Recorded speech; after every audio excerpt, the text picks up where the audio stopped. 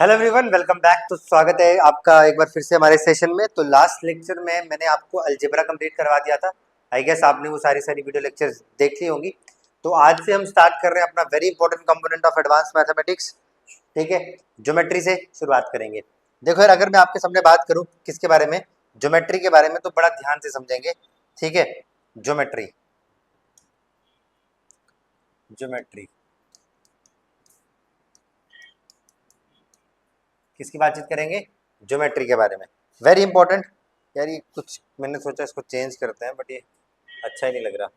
Black black है ना। Okay, तो यार देखो, मैंने आपके सामने बोला ज्योमेट्री। तो ज्योमेट्री क्या है आपके पास? ये टॉपिक स्टार्ट हो रहा है, ये आपका ज्योमेट्री है ना। चलो, अब इस ज्योमेट्री के अंतर्गत हमने क्या क्या चीजें पढ़नी है उसको जरा ध्यान से देखेंगे। एक सेकेंड।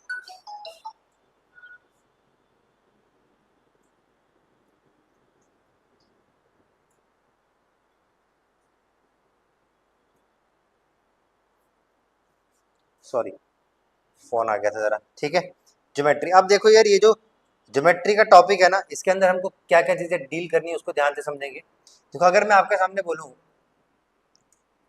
यार ये बड़ा पंगा रहता है इसका यार।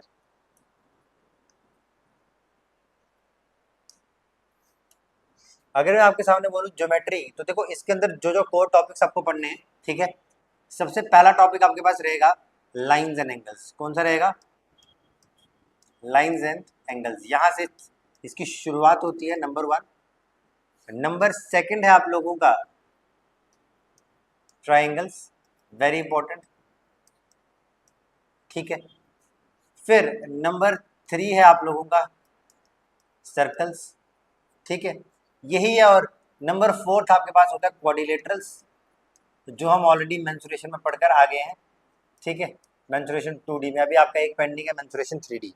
तो ये आपके ज्योमेट्री के जो है वो टॉपिक्स रहने वाले हैं यार। क्या है? ये आपके ज्योमेट्री के टॉपिक्स रहने वाले हैं। तो देखो, अब अपने हिसाब से क्या क्या चीज़ें आप लोगों के लिए इंपॉर्टेंट है, क्या क्या चीज़ें नहीं है, मैं आपको अभी बताता हूँ। 2 मिनट रुकना जरा, शेप्स ही नहीं मिलती हैं यार हमें।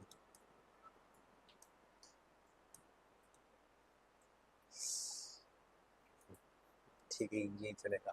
तो ये पहली शेप मैंने आपको बता दी साहब, लाइंस एंड एंगल्स बता दिया मैंने आपको, है ना। तो दूसरा मैंने आपको बता दिया ट्राइंगल्स, बता दिया मैंने आपको।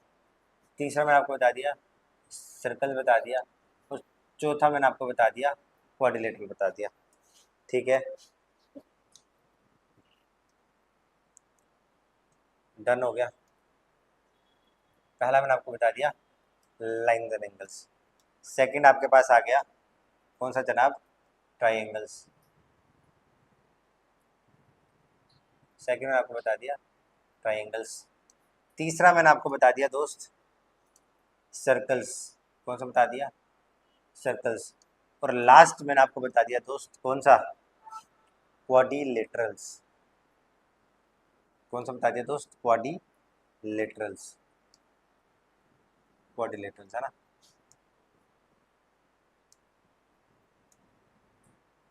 फिल किया जाएगा? नहीं किया जाएगा। फ्रेम थोड़े से मोटे कर लेते हैं। ये लो भाई साहब, ये आपके टॉपिक्स है किसके? ज्योमेट्री के। तो आपको आप लोगों की स्क्रीन पे दिख रहा होगा। ठीक है, ये आपके पास सारे के सारे टॉपिक्स हैं। एक सेकेंड यार, आपको स्क्रीन पे दिख नहीं रहेगा, फिर ये बहुत पंगा है इसका।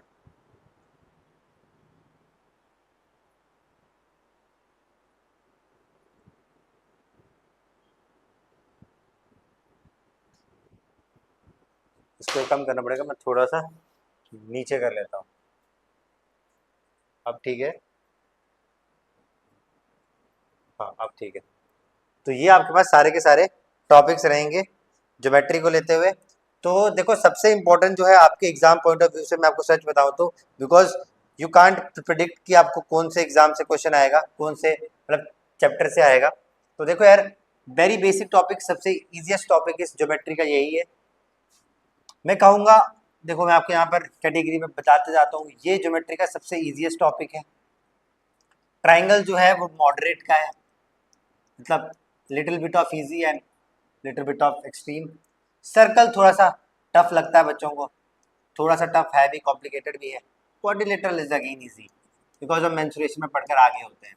तो ये 4 कंपोनेंट है हमारे पास ज्योमेट्री के, और ये बहुत इंपॉर्टेंट मेजर रोल प्ले करते हैं। मानते हुए चलो अगर आपके एडवांस में कितने क्वेश्चन आने हैं, 15 सवाल आने हैं ना, तो मैं आपको गारंटी से लिख के देता हूँ कि लगभग 5 से 6 जो 6 क्वेश्चन होंगे वो आपको ज्योमेट्री से देखने को मिलेंगे। इतना इंपॉर्टेंट है ये, ठीक है। बाकी तो आगे जेके एसएसबी का क्या ही भरोसा है, बट अभी के लिए मैं आपको अश्योरेंस बता देता हूँ कि ज्योमेट्री के अंदर ये 4 टॉपिक्स आपको देखने को मिलेंगे। क्लियर है यहाँ तक, कोई दिक्कत तो नहीं? चलो ठीक है। अब देखो इस ज्योमेट्री में करने के लिए आपको क्या क्या करना है पहले मैं आपको बता देता हूँ, बिकॉज बड़े सारे लोगों को ज्योमेट्री समझ ही नहीं आती है। तो सबसे पहले मैं आपको बता देता हूँ points to be remembered. Geometry जब भी आप पढ़ो आपको इन बातों का खास ध्यान रखना है यार। पॉइंट्स टू बी रिमेम्बर्ड याद रखना। यहाँ पर you don't have to go for type wise question, जैसे आप अर्थमेटिक में जाते थे ना कि टाइप वाइज आएंगे, वो सब कोई कंपल्सन नहीं आपको टाइप वाइज आने की। जितना आप उसको थॉरली चैप्टर वाइज पढ़ोगे, कंपोनेंट वाइज पढ़ोगे, उतना ही आप इसके अंदर ज्यादा बेहतर जानोगे। अब देखो जब ट्राइंगल पढ़ाऊंगा तो ट्राइंगल के अंदर भी मैं आपको चार सब टॉपिक्स पढ़ाऊंगा, तो उसके बगैर आप उसके अलावा आपको किसी और टाइप पे जाने की जरूरत ही नहीं पड़ेगी। डन। उसके बाद आपका same goes with circle and quadrilateral. तो यानी पॉइंट्स टू बी रिमेंबर, जब भी आप ज्योमेट्री पढ़ाओ तो टाइप वाइज को छोड़ देना, बिकॉज टाइप वाइज करने बैठ जाओगे ना तो आपके दिमाग में यही रह जाएगा ये टाइप होगी, ये टाइप होगी। चैप्टर पढ़ा उसके क्वेश्चन लगा दिए फटाफट ज्योमेट्री के टॉपिक के, बस सबसे इंपॉर्टेंट जो सही तरीका है इसको सीखने का।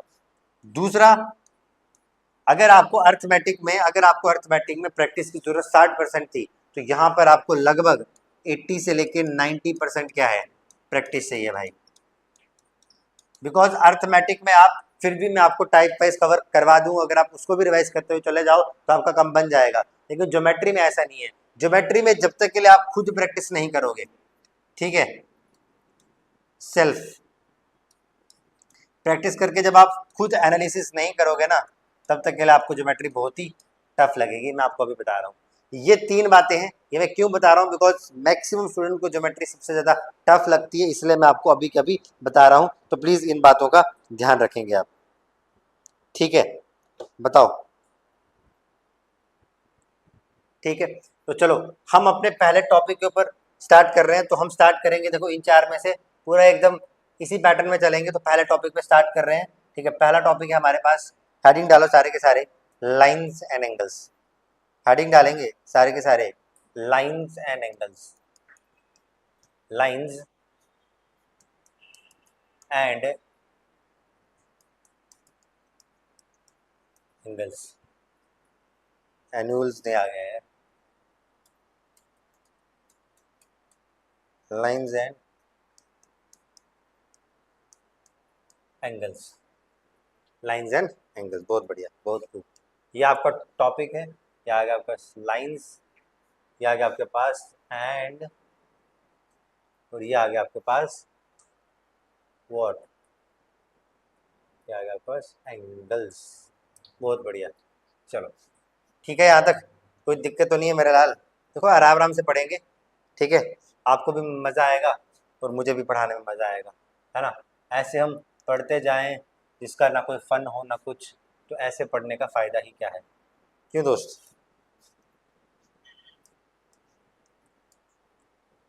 ठीक है ना। तो ये आपके पास आ गया भाई।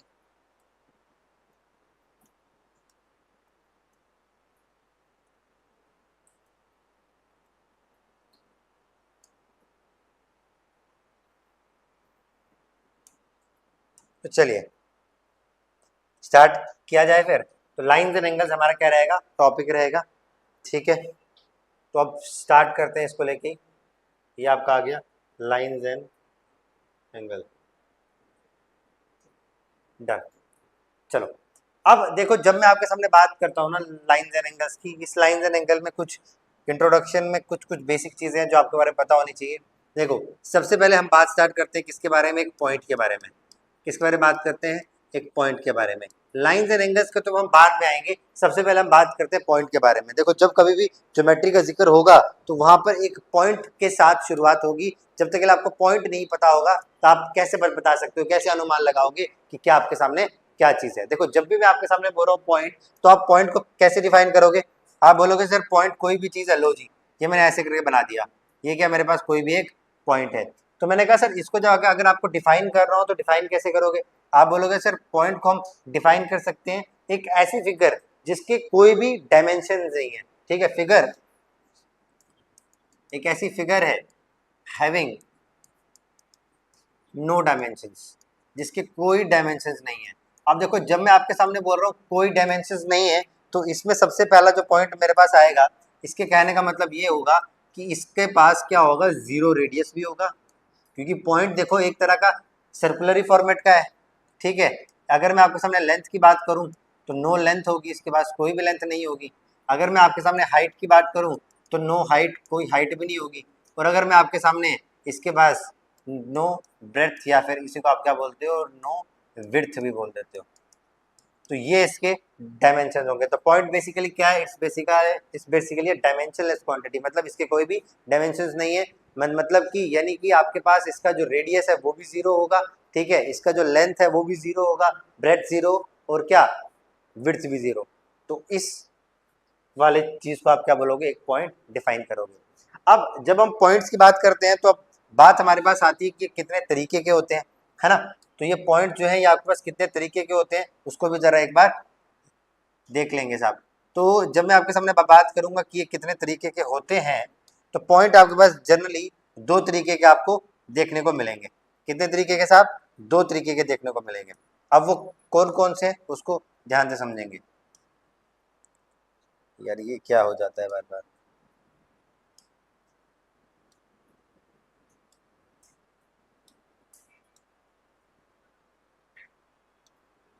एक सेकंड ना भाई, इसको पहले मैं ठीक करो, डिलीट मारो यार इसको।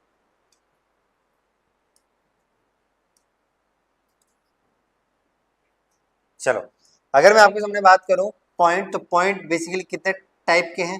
पॉइंट बेसिकली दो टाइप्स के हैं। दो टाइप्स के आपको पॉइंट्स देखने को मिलेंगे। कौन कौन से?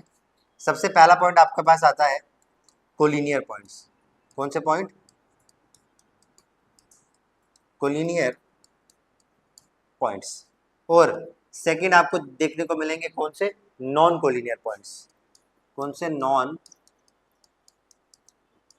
Collinear points. When I am talking about collinear points, तो दोस्तों याद रखेंगे ये जो कोलिनियर पॉइंट्स है आपके पास, ये जो कोलिनियर पॉइंट्स हैं कि क्या क्या है, इसको प्लीज ध्यान से देखेंगे आप लोग। अबे यार ये क्या बन जाता है, ये आ गया आपके पास कोलिनियर पॉइंट्स, और ये आ गया आपके पास नॉन कोलिनियर पॉइंट्स। अब आप लोग मेरे को देख के बताओ कि जब कभी मैं आपके सामने बोल रहा हूँ कोलिनियर पॉइंट्स क्या है और नॉन कोलिनियर पॉइंट्स क्या है, इसका मतलब क्या है। देखो अगर मैंने आपके सामने बोला कोलिनियर पॉइंट्स, तो कोलिनियर पॉइंट्स का मतलब ये हुआ जो कि एक सेम लाइन पे लाई करते हैं। पॉइंट्स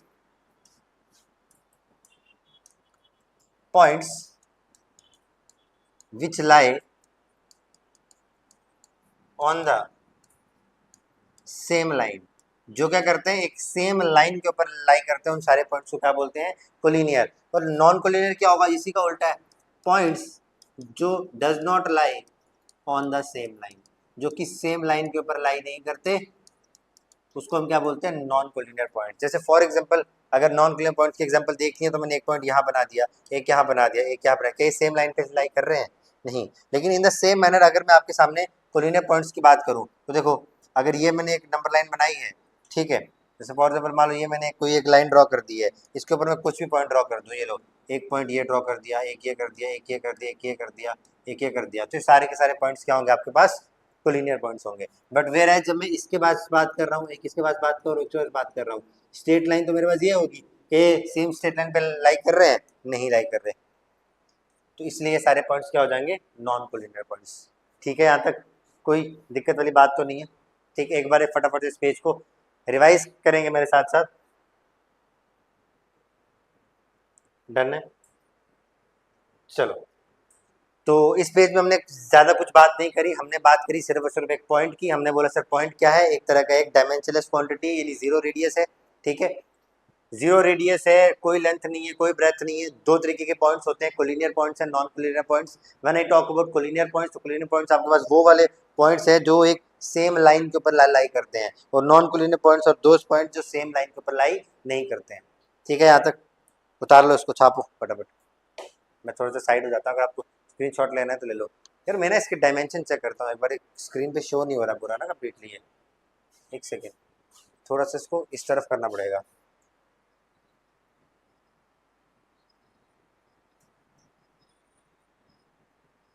अब ठीक है भाई, कोई दिक्कत?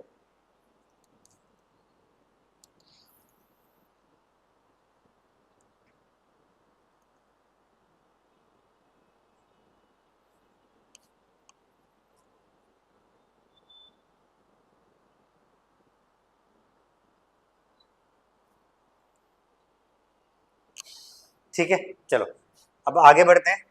अब हम अगला टॉपिक पढ़ेंगे, अगला टॉपिक मतलब अगला पॉइंट पढ़ेंगे इसी के अंदर। वो होगा हमारे पास क्या, एक लाइन के बारे में। पॉइंट के बारे में तो हमारी बातचीत हो गई। अब जो अगला पॉइंट हमारे पास आता है वो आता है एक लाइन के बारे में। किसके बारे में? एक लाइन के बारे में। तो देखो, जब मैं आपके सामने बोल रहा हूँ एक लाइन, तो क्या होती है एक लाइन? क्या कोई मुझे भी डिफाइन कर पाएगा कि क्या लाइन होती है? बोलेंगे सर लाइन को हम डिफाइन करते हैं, ये इस तरीके का एक मतलब एक लाइन होती है जो मतलब इनफाइनाइटली एक्सटेंड हो सकती है। जैसे फॉर एग्जांपल मैंने आपको बोला कि अब जैसे जैसे ये मान लो कि इसका टॉप पोर्शन है और इसका ये एंड पोर्शन है, ये क्या है, इसको मैं इनफाइनाइट तक एक्सटेंड नहीं कर सकता बिकॉज ये लिमिटेड है। बट लाइन के केस में ऐसा नहीं होता, लाइन को हम इनफाइनाइटली तक एक्सटेंड कर सकते हैं। यानी कि इन शॉर्ट में अगर आपको शॉर्ट फॉर्म में बोलूं तो आप डिफाइन कर सकते हो लाइन को विच हैज ओनली, डिफाइन कर सकते हैं आप लोग एक लाइन को। कैसे करोगे डिफाइन दोस्त? आप लाइन को डिफाइन करोगे हैविंग नो एंड पॉइंट्स, जिसके कोई भी एंड पॉइंट्स नहीं है, उसको आप क्या बोलोगे? एक लाइन बोलोगे। ठीक है, समझ में आ गई? यार ये थोड़ा सा ऊपर चले जाता है। हैविंग नो एंड पॉइंट्स, जिसके कोई भी एंड पॉइंट्स नहीं है, उसको आप क्या बोलोगे? एक लाइन बोलोगे। यानी कि इसको मैं कह सकता हूं इट कैन बी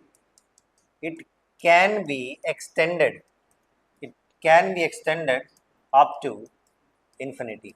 ये वाला जो सिंबल है आपके पास, इसको अपन क्या बोल देते हैं? इन्फिनिटी बोलते हैं। क्या बोलते हैं? इन्फिनिटी। तो आपको पता नहीं है कि ये लाइन कितनी कहाँ तक सीमित है, इसका ना तो स्टार्टिंग पॉइंट आपके पास फिक्स्ड है ना तो एंडिंग पॉइंट। तो कहने का मतलब ये भी हुआ, आप इसको ऐसे भी बोल सकते हो कि इसका जो स्टार्टिंग पॉइंट है, इसका जो स्टार्टिंग पॉइंट है वो क्या है? फिक्स्ड नहीं है। और इन द सेम मैनर जो इसका एंडिंग पॉइंट है साहब, वो भी क्या है? वो भी क्या है? फिक्स नहीं है।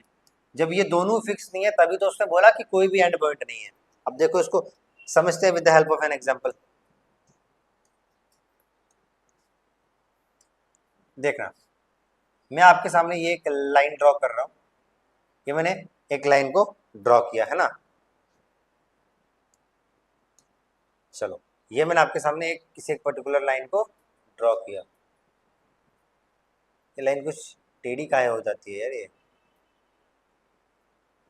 चलो, ये मैंने आपके सामने कोई भी एक लाइन को ड्रॉ कर दिया। अब देखना, यहाँ पे ध्यान देना, अगर ये मेरे पास कोई भी एक लाइन है, ये जो एरोज है ना, ये जो एरोज आपने यहाँ बनाए हुए हैं, ये जो एरोज हैं, इन एरो का काम है ये सिर्फ ये आपको मतलब पॉइंट करता है कि इसको आप जितना मर्जी उतना चाहे खींच सकते हो। तो यानी ये जो एरोज हैं, ये जो एरोज हैं यहाँ पे, ये शो करते हैं that it can be extended up to infinite.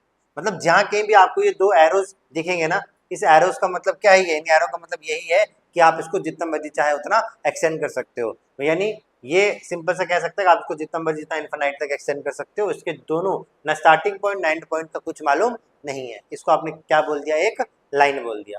बोलो, यहाँ तक कोई दिक्कत तो नहीं?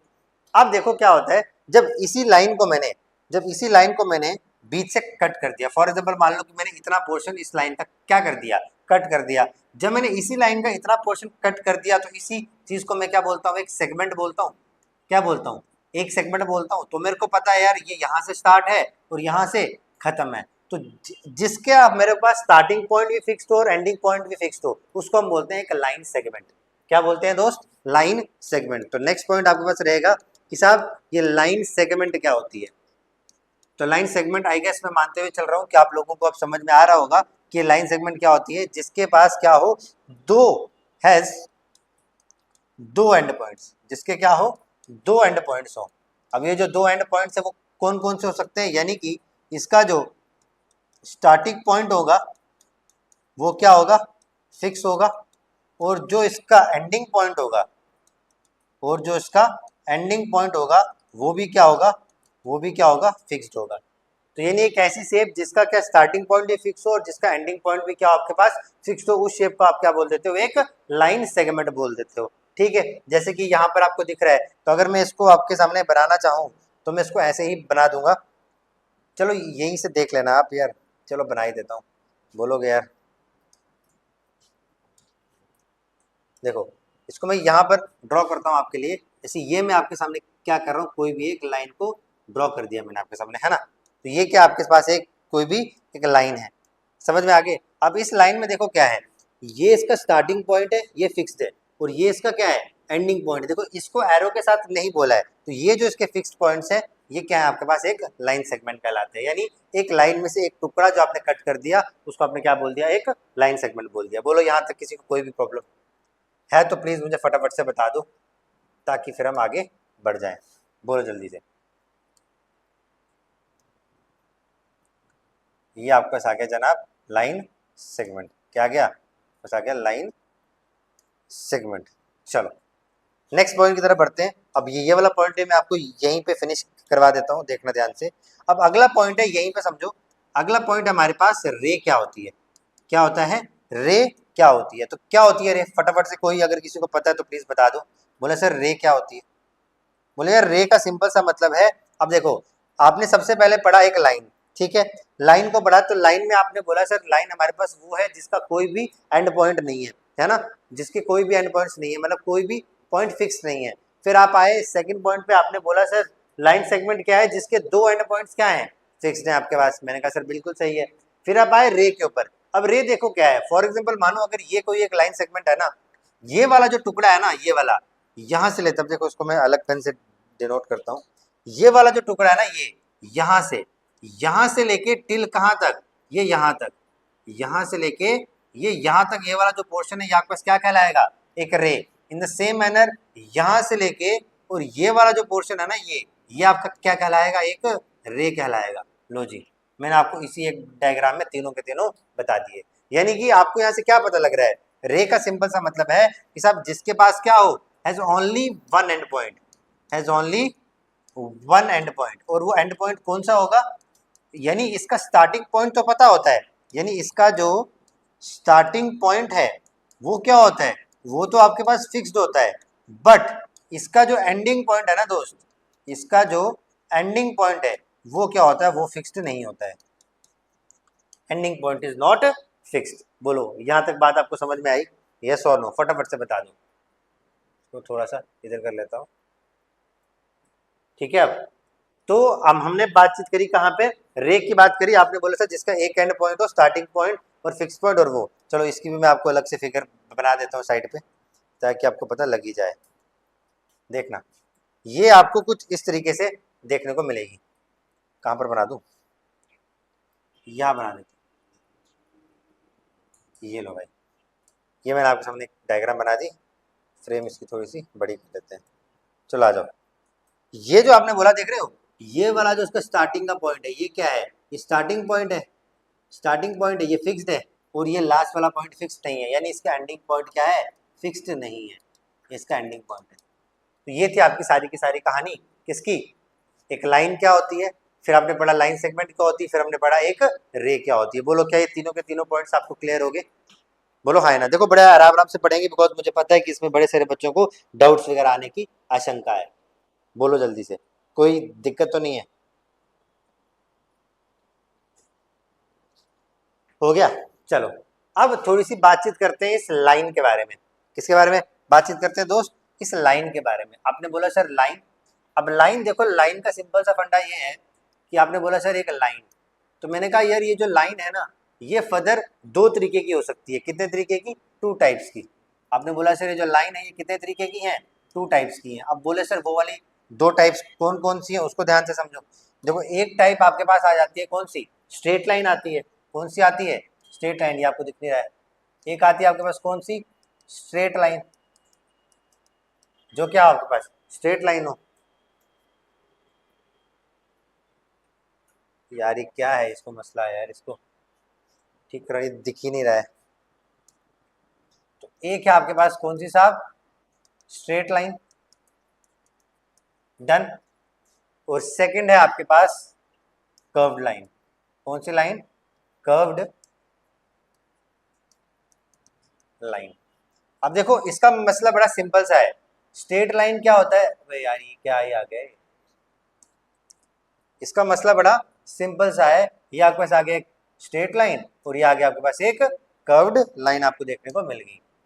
चलो भाई, चलो अब ये स्ट्रेट लाइन और कर्व लाइन है क्या यार? स्ट्रेट लाइन तो बड़ी सिंपल सी बात है। स्ट्रेट लाइन मतलब जो क्या है, सिंपल आपको दिख रही है। जैसे फॉर्मेट मैंने इस फॉर्मेट में आपके सामने बना दी कोई भी एक लाइन, ये मेरे पास कोई भी एक लाइन मैंने ड्रॉ कर दी, ये क्या है? एक स्ट्रेट लाइन। और कर्व लाइन कौन सी होगी? जो थोड़ी सी कर्व शेप में होगी। जैसे फॉर एग्जाम्पल मैं आपके सामने ये बनवा रहा हूँ, ये देखो, ये क्या है? ये एक कर्व्ड लाइन आपको देखने को मिल गई है। तो ये वाली लाइन आपके पास क्या है? स्ट्रेट आ गई, है ना। और ये वाली लाइन आपकी कौन सी आ गई? कर्व्ड आ गई। लो भाई जी, तो ये है आपके पास क्या? स्ट्रेट लाइन और कर्व्ड लाइन। हमारे ज्योमेट्री में इसकी एप्लीकेशंस है, इसकी एप्लीकेशंस नहीं है। हमको कर्व्ड लाइन के साथ डील नहीं करना है। बात ये समझ में आ गई? तो ये है आपके पास पूरी की पूरी लाइन की कहानी। ठीक है, बोलो किसी को कोई भी डाउट तो मुझे बता दो यार।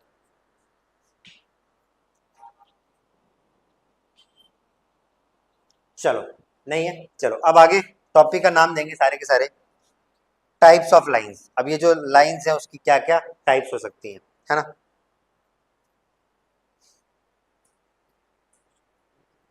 टाइप्स ऑफ लाइन को छोड़ो, एक काम करता हूँ, comparison pair of line topic डालो, हेडिंग डालो, पेयर ऑफ लाइंस। कि सर हमारे पास जो पेयर होगा लाइंस का वो अपन कैसे दिखाएंगे, है ना। चलो, ये आ गया हमारे पास पेयर ऑफ लाइंस, ये हमारा टॉपिक आ गया।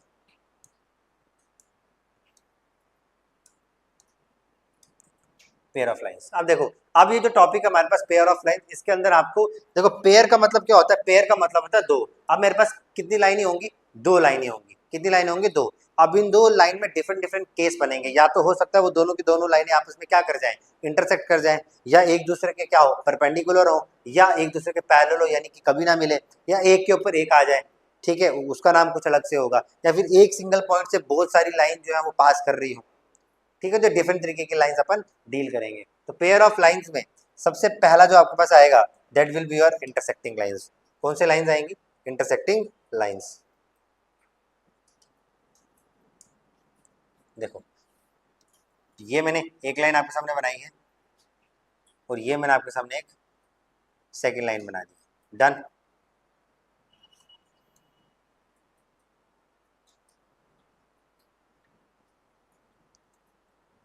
चलो,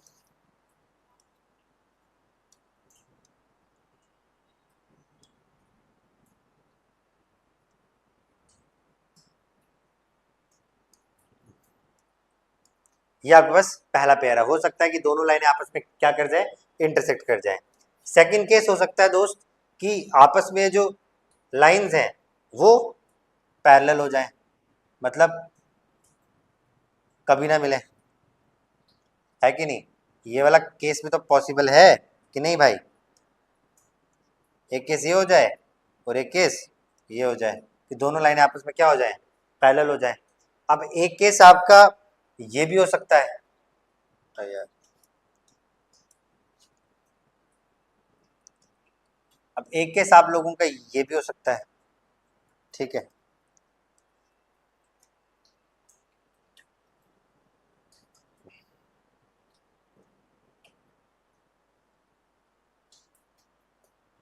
और एक केस आप लोगों का ये भी हो सकता है कि दोनों की दोनों लाइनें आपस में क्या हो, परपेंडिकुलर हो जाए।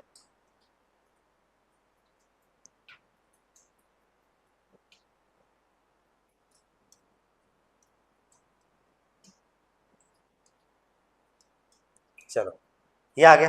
तो ये यहाँ पर इस में हमारे पास ये तीन ही केस है, इजी को समझेंगे। देखो पहला वाला जो केस है आपके पास, इसको हम कहते हैं इंटरसेक्टिंग लाइंस। कौन सी लाइंस बोलते हैं? Intersecting lines. इंटरसेक्टिंग लाइंस, ये जो पेयर है ये हमारे पास क्या है? इंटरसेक्टिंग लाइंस का है। देखो यहाँ लिख देता हूँ, इसको हम बोलते हैं इंटरसेक्टिंग लाइंस। ये वाला जो केस है ये हमारे पास क्या है? इसको हम बोलते हैं दोस्त पैरेलल लाइंस। क्या बोलते हैं? Parallel lines. और ये वाली जो है इसको हम बोलते हैं परपेंडिकुलर लाइंस। कौन सी लाइंस बोलते हैं? Perpendicular lines. ये तीन केसेस हमारे पास डिफरेंट डिफरेंट। बोलो बातचीत समझ में आ गई? ये आगे आपके सामने क्या? Intersecting lines. ये आगे आपके सामने पैरेलल लाइंस। और ये आगे आपके सामने परपेंडिकुलर लाइंस। बोलो मसला क्लियर?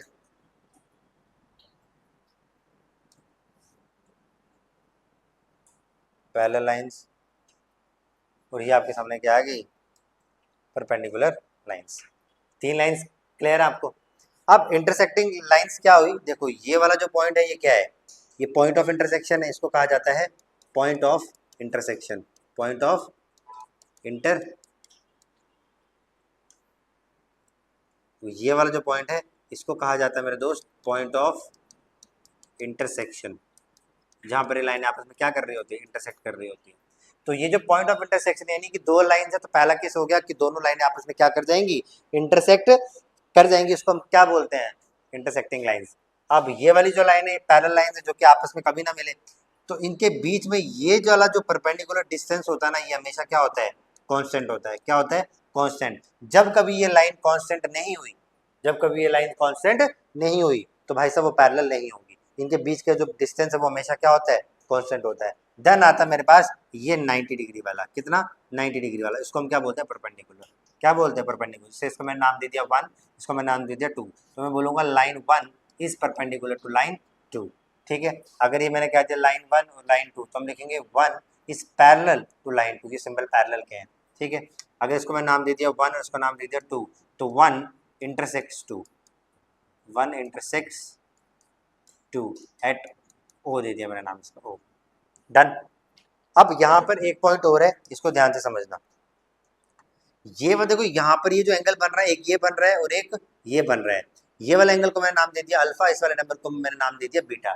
हमेशा याद रखना ये जो एंगल अल्फा है ना, ये हमेशा कैसा एंगल बनता है? ये एक अक्यूट एंगल बनता है। क्या बनता है? एक अक्यूट एंगल। अक्यूट एंगल वो वाले एंगल होते हैं जो 90 डिग्री से क्या होते हैं दोस्त? छोटे होते हैं। तो 90 डिग्री से क्या होते हैं? छोटे।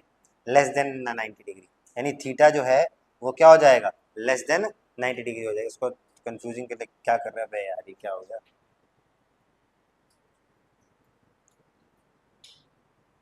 चलो इसको मैं लिख देता हूँ। अक्यूट एंगल होता है, और अक्यूट एंगल आपका वो एंगल होता है जहां पर theta is less than 90 degree, मतलब छोटा होता है। Theta is less than 90 degree. और ये वाला जो एंगल होता है बीटा, ये हमेशा क्या होता है? एक ऑब्ट्यूज एंगल होता है। क्या होता है? एक ऑब्ट्यूज एंगल होता है। और ऑब्ट्यूज एंगल्स वो होते हैं जो क्या हो? थीटा आपका क्या हो? ग्रेटर देन 90 हो, greater than 90 but less than 180। वो होता है आपके पास क्या? Obtuse angle. बोलो बातचीत समझ में आ गई? डन। तो ये था आपका सारा का सारा मसला किसका? पेयर ऑफ लाइंस का। तो हमने कितनी लाइंस पढ़ी? दो, एक इंटरसेक्टिंग लाइंस, एक पैरेलल लाइंस, और एक कौन सी? Perpendicular lines. इसकी फ्रेम को थोड़ा बड़ा कर देते हैं, दिख नहीं रहे। और ये आ गया परपेंडिकुलर लाइंस। बोलो कोई मसला यहाँ तक? ठीक है। तो ये तीन तरीके की लाइन हमने पढ़ ली। अब दो तरीके की और है, फिर आज के सेशन को एंड करेंगे। ठीक है, डन। क्योंकि थ्योरी है, थोड़ा थोड़ा आराम आराम से पढ़ेंगे, कोई दिक्कत वाली बात नहीं है।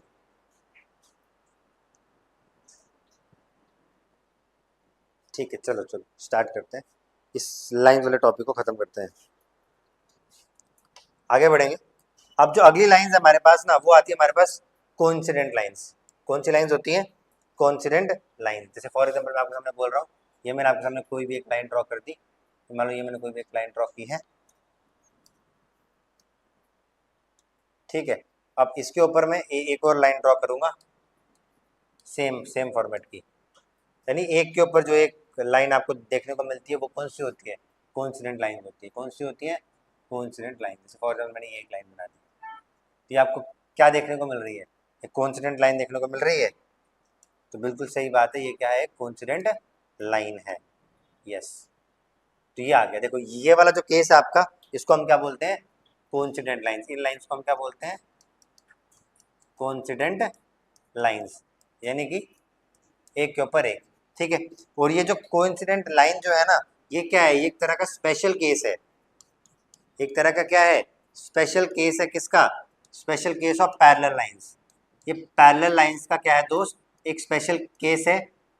एज हेयर, यहाँ पर जो पैरेलल लाइंस के बीच में डी था ना, यहाँ पर डी की वैल्यू कितनी हो जाती है? 0 हो जाती है। तो जब पैरेलल लाइंस के केस में जो डिस्टेंस है वो 0 हो जाए, तो लाइंस को आप क्या बोलते हो? कोइंसिडेंट लाइंस बोल देते हो। बोलो बातचीत समझ में आ गई? पक्का? तो ये आपका सारी की सारी चीजें कवर हो गई हैं। डन। अब और भी होती हैं कुछ चीजें, वो मैं आपको बता देता हूँ साथ साथ में। देखो फिर इस लाइंस को खत्म करते हैं।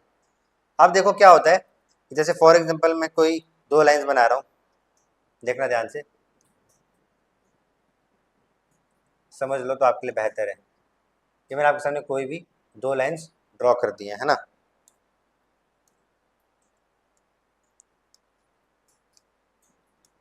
अब अगर ये जो लाइंस मैंने आपके सामने बनाई है, ये जो मैंने लाइंस आपके सामने बनाई है, if they are intersected by a line, if they are intersected by a line, जैसे ये वाली लाइन है, इससे इसने क्या कर दिया? इसको इंटरसेक्ट कर दिया। तो ये वाली जो लाइन है आपके पास, ये क्या कहलाती है?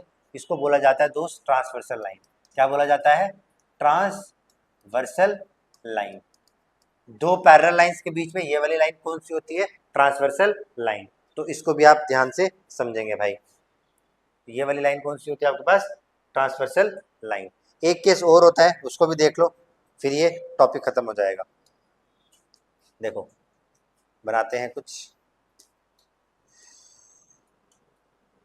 जैसे मैंने आपके सामने कोई भी एक लाइन बना दी, ठीक है। चलो अब क्या करते हैं, यहाँ से मैं बहुत सारी लाइंस पास करवा देता हूँ। मान लो कि मैंने एक लाइन ये ड्रॉ कर दी, ठीक है। फिर मैंने एक लाइन और ड्रॉ कर दी, मान लो कि ये है। फिर मैंने एक लाइन और ड्रॉ कर दी, फिर मैंने एक लाइन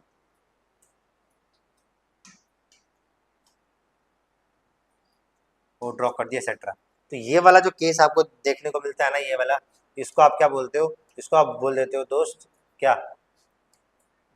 ये वाला जो केस आपको देखने को मिलता है, इसको आप बोल देते हैं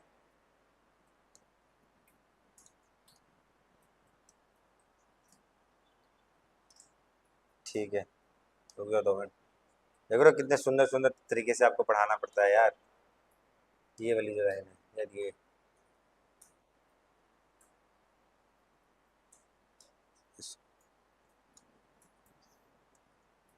चलो देखो ये वाला जो केस होता है ना, देखो कॉमन पॉइंट आपका क्या है? यही है ना, यही आप सबका कॉमन पॉइंट है इन सबका।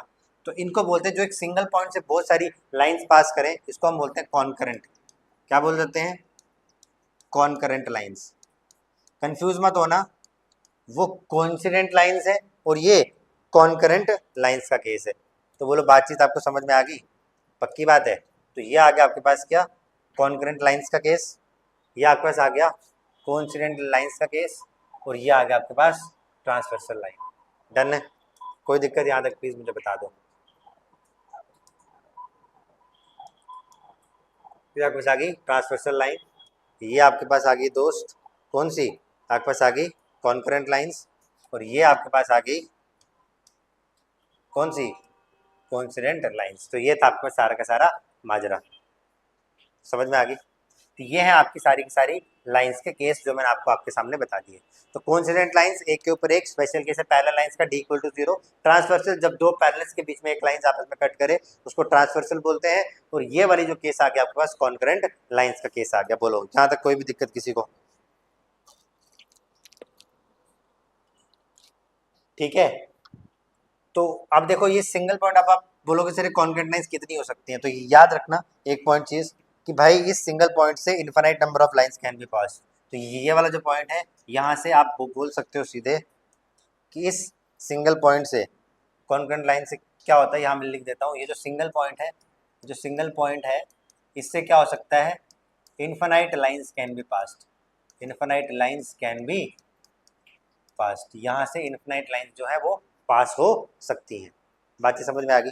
तो आज के लेक्चर को, लास्ट लेक्चर में मैंने आपको लाइंस एंड एंगल्स के बारे में बातचीत करी थी, जहां पर मैंने आपको बताया था कि लाइंस एंड एंगल्स में कुछ इंपॉर्टेंट पॉइंट्स है जो हमने डिस्कस किए थे।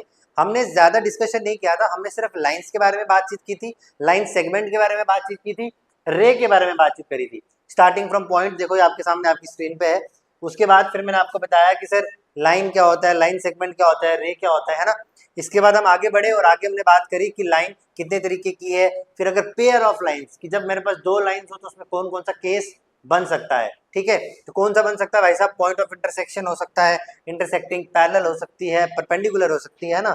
फिर लास्ट में सेशन को एंड करते करते मैंने आपको बताया कि सर देखो कोइंसिडेंट लाइंस, ट्रांसवर्सल लाइंस और क्या कॉन्करेंट लाइंस का केस आपके पास क्या क्या आपको देखने को मिलेगा। ठीक है, यहाँ तक कोई दिक्कत वाली बात नहीं है। चलो अब आगे बढ़ेंगे। तो आगे की जब हम आज बातचीत करेंगे तो आगे का जो आज हम पढ़ेंगे वो हम स्टार्ट करेंगे एंगल्स के साथ। किसके साथ स्टार्ट करेंगे? एंगल्स के साथ। तो यहाँ किसी एक स्लाइड पे एंगल भी होगा यार, ये रहा देखो। आज का जो हमारा मेन टॉपिक रहेगा ना दोस्त, वो यही रहेगा, एंगल्स। एक सेकंड रुकना।